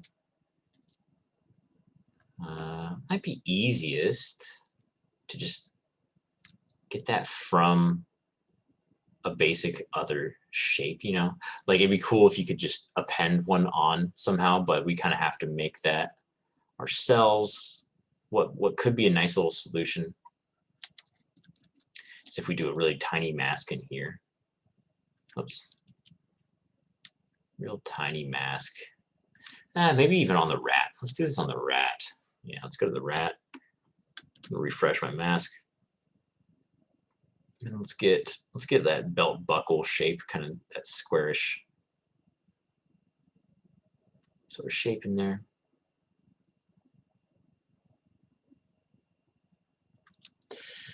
Let's extract that. Boom. Too big. Too thick. 0.0. Let's do 0.8, sure. Extract, accept. Doesn't look super clean. We're fine with this. I'm just going to soften up these edges with smooth brush. And then I'm going to geometry. And you guessed it, the Z mesh. It's kind of low poly right here, so I'm down to just double it up, you know. Boom. Slowly just go about making this nice and rigid.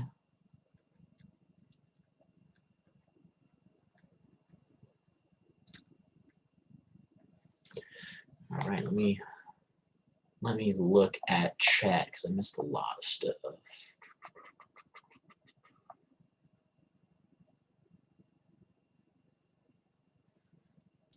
It was a lot of us quoting Shrek and complimenting your teaching and the caller. We couldn't ask for anything more, you know. Yeah. Just if you want a summary. Restart the computer. Yeah.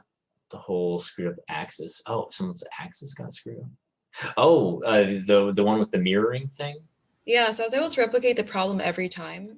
Every time I passed the midway point of my character's head model, and when I did scale, that's when it would do the weird axis thing. So I restarted my computer, and then it's working normally again. So I think it was just it needed sleep. Need a little bit of a little cat nap. Yeah. So, and I think I've kept my tablet on for like a couple of days because I've been working on the sculpt and figuring things out. So. Hell yeah. Yeah. Oh yeah. Let's see, make it square surgery. IDK if this would be a pain, but what about tassels, like fringe size? It depends. I would go for something stylized more. So I would try to just like make, I'll do that once I finish this belt buckle. I'll do some tassels. But yeah, I would just go for like kind of the overall feel of tassels rather than going in and making every single one, because you could definitely do that. Like we could have done that in Maya as well, like duplicated bunch of tassels in there, you know, would have been possible. Let's do same Z remesh right there. I'm just using, just using my alternate smooth to sort of relax these points.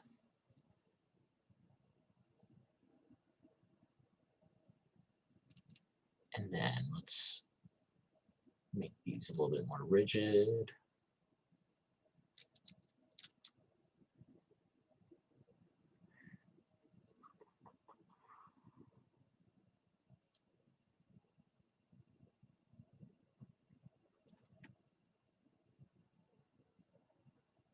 Yeah, so then we could also divide this so it just gets even higher density in here.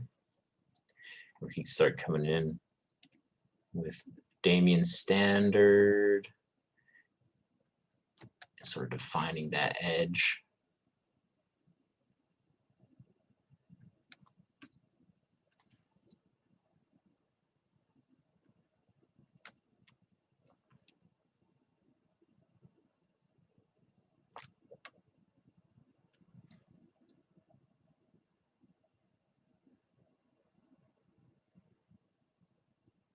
And there we go. You can also go in with H polish.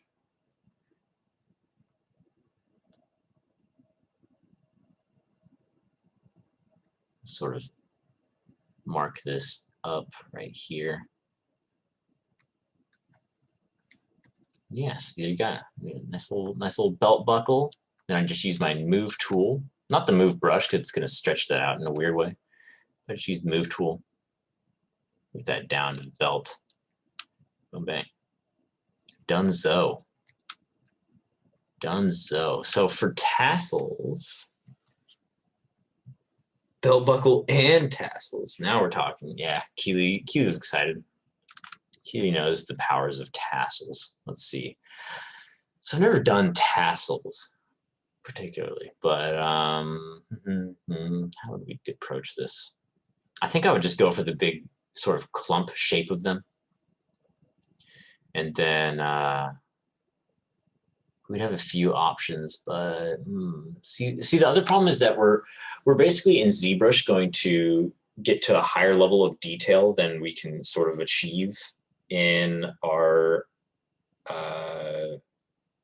final result, right? So like there's a whole workflow in which you sort of, let me find 3DEX channel. Let's hope he has some cool stuff up.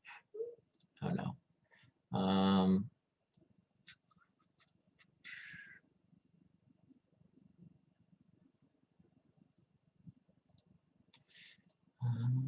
Let me see.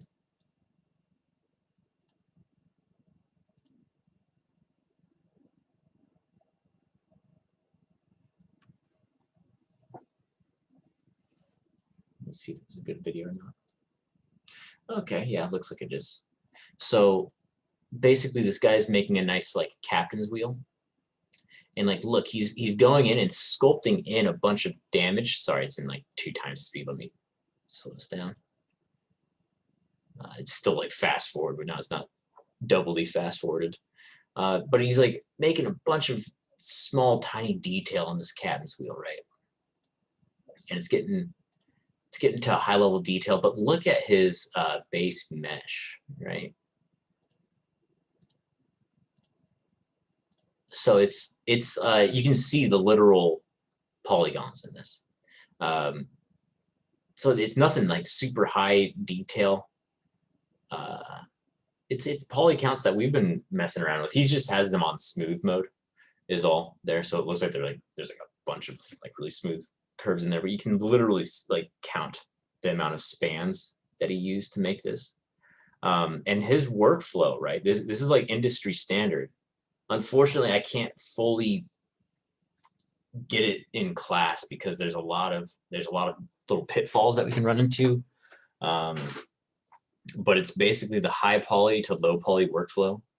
And it's really important because in the end, your result is basically that you take all of this ZBrush sculpting, take all of this high res sculpting and reproject that on to your low poly model. So this model has that same poly count that we saw in Maya, right?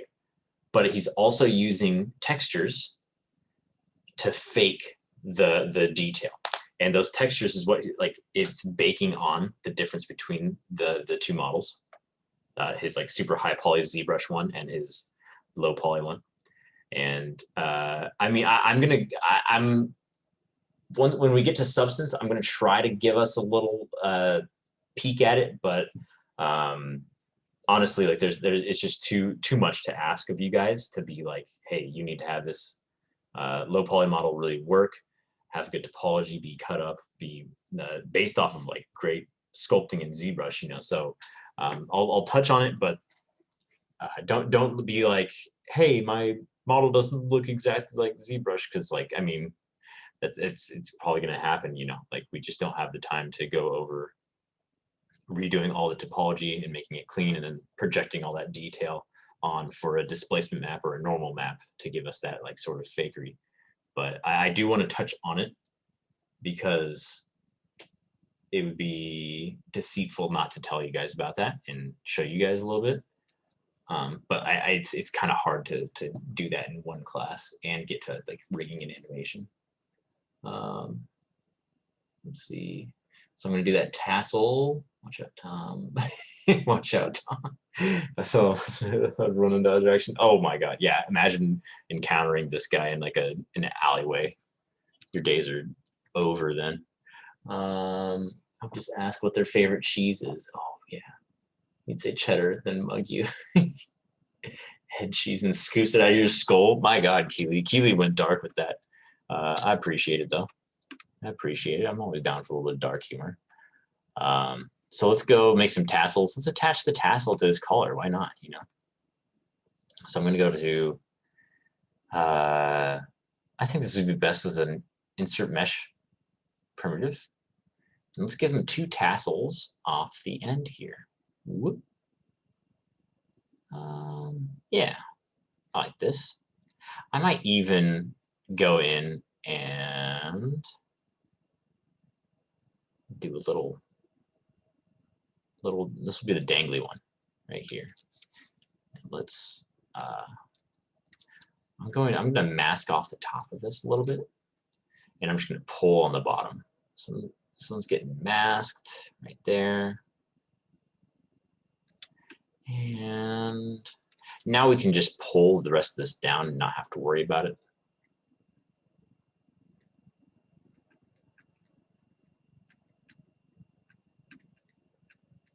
And let me see what tassels look like. I know that sounds stupid, but you know.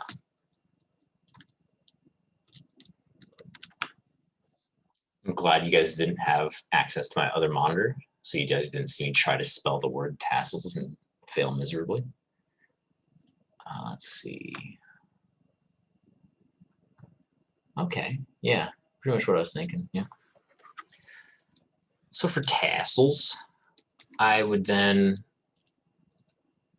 let's see, what would be my approach? I'll probably expand this out.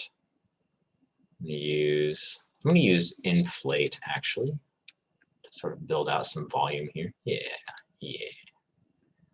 it's looking good. Then do this. At this point, I'm comfortable unmasking. And I kind of want to split this into a different subtool so it's not the collar. So I'm going to turn off. I'm just hiding that, and then I'm going to go to split. There should be split hidden. There we go. Boom. Now tassels are their own subtool right here. And we have a couple options here. I'll use H polish because I want you guys to get a little bit familiar with that. I'm going to flatten out the bottoms of these right here. And at this point, I'm going to, what am I going to do, guys? I'm going to Z remesh. There we go. So now,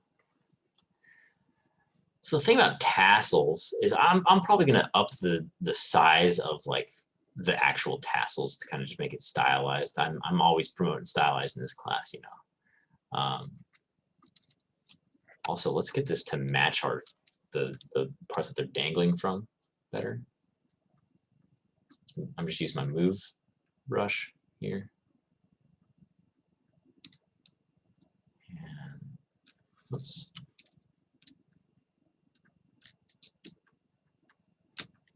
I might have to split this into another subtool because I want to smooth this down to kind of pinch it, but it's pinching the ball up here too. So I'm going to go to subtool, split to similar parts. Okay, there we go. So now I can smooth this without worrying. Without worrying about smoothing that ball up top. Here we go.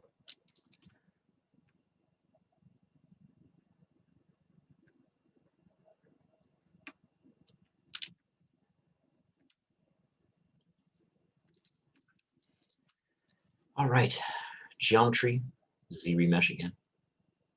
Then I'm going to divide.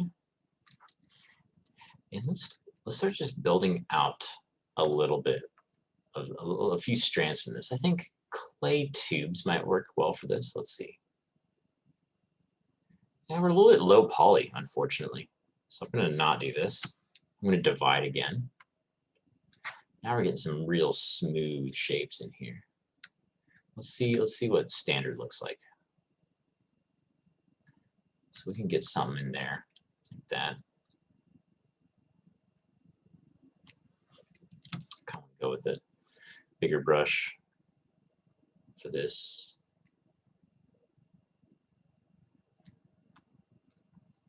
And let's just change that brush size up again. There we go. So basically I'm just kind of faking the appearance of tassels on here. And then I'm going to go in with Damien Standard, sort of carve out the edges of this. I was kind of unclean with that, but let's try it again. I'm going to lower my intensity.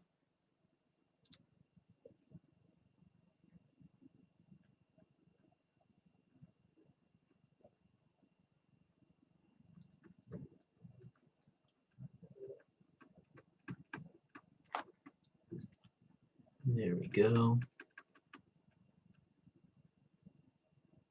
Oh no, computer, come back. There we go. Oh, struggling a little bit still. So here we go.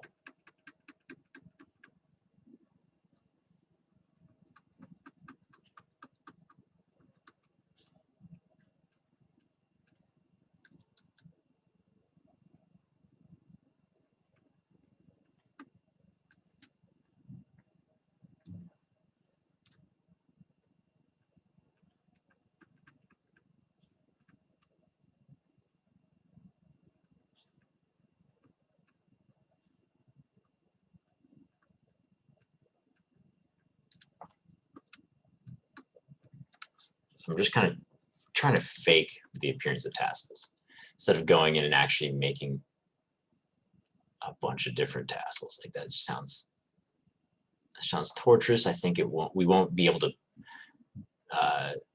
it's unlikely that we're gonna be able to bake down detail into displacement in normal maps very well. It won't read well in the final product, you know? So let's try to just get something basic in there.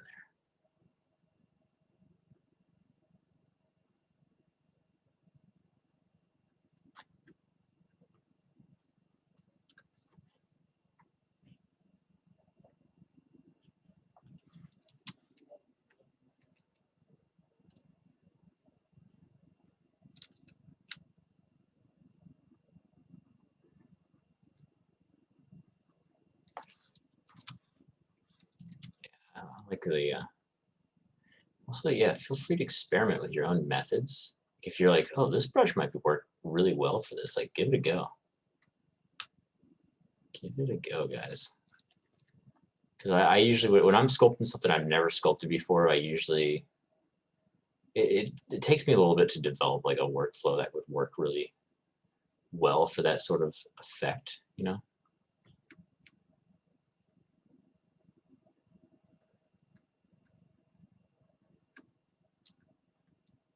So I'm thinking something like that. So see from back here, it reads as tassels. I could probably break up these shapes a little bit more. Kind of make something with it. But if I was to get like a little bit more detailed, there's also like a cool, where is it? I think it's curve tube or curve multi-tube. I think it's curve tube. And this one's really cool. As you draw a curve across the surface, it will make a tube. Oh, sorry, it's on the inside of the model. But it has something to play around with. Oh, it's you can't do that one. Multiple subdivisions. Whoops. Sorry, guys. Sorry, I didn't mean to get your hopes up. But yeah, let's see.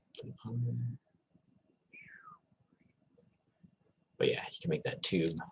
I believe its thickness is due to the size of your brush. So I think if you scale this down, it gets smaller. It does have issues staying on the surface, but you can always adjust that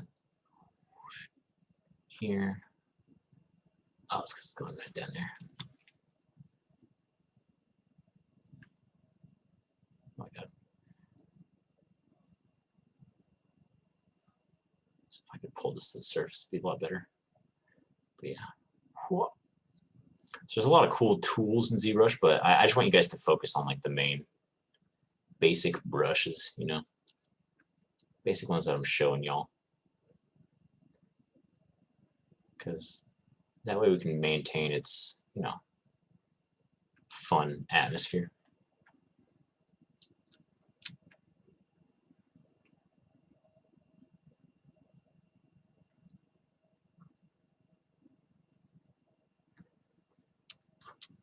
All right, so that's pretty much tassels. I would definitely recommend the first way to just kind of stylize them, get some represented in there, something that reads good from afar. Definitely spend a little bit more time than I do though. Tassels equal hassles. Got it. Clay tubes, clay tubes, clay tubes. You liking clay tubes brush, Keely? Is it feeling nicely? Feeling very cool. I'm gonna try this without the alpha.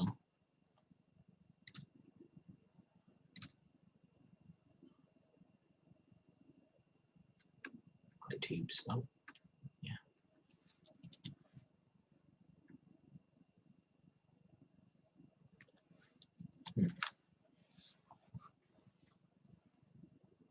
They just sound fun. I think concepts used for tassels can be used for stylized hair as well. Yeah, I agree. In fact, I would do hair as like a mix of basically the way I made the skirt, and then also just sculpting on top of that. So I would just make it a basic, nice shape. Yeah, it depends on the concept though. Let me look through some of the ones that were posted on Discord. Yeah, this one could definitely be broken down into the shapes. In here. Yeah. Nice. Oh, I can see that you're already doing it. Nice. Yeah, you're way ahead of us.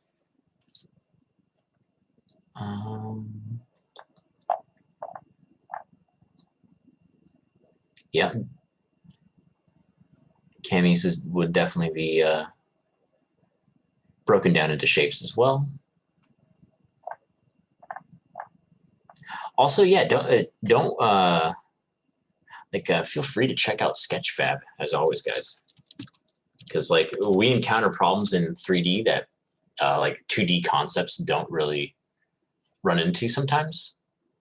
So it's always nice to just check out the characters and creatures tab and see like what people have made. Like you can see how they made this corgi's fur, you know.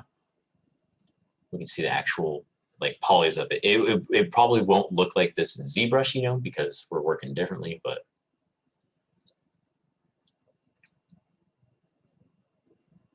yeah, like look at that. Oh, look at that corgo. You can always go to the model inspector, see what's going on under the surface. So you can see which ones are like actual tufts of fur and then which ones are just hand painted on in the texture. Like this person didn't go through and model everything, you know. Or let's see, because if they baked it down, we'll see it in a different layer. Normal map. Okay, so this person actually did go in and sculpt all of these furs. See this normal map? How it's like, it's blue, purple, a little bit greenish. It's basically just breaking down light into 3 channels, and it controls where that bounces off. So in the final one, let's turn off the wireframe. You can see that the light, when I get it into these sides, it actually bounces off in a different way. And that's what I mean by projecting the detail from the high poly onto the low poly. That's all projected. So this person actually did go in and sculpt all those little tufts and then baked it out in Substance Painter onto their low poly.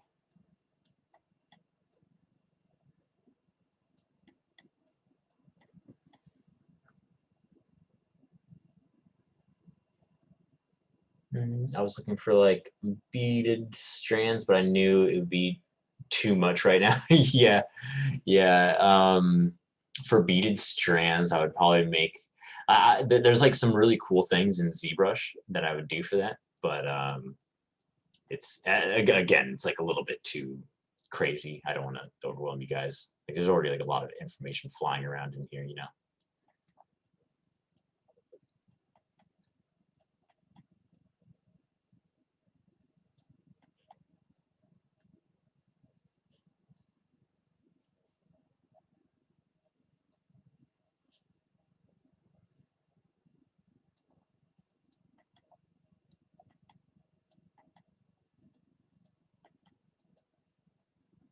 Dang, this corgi's so cool.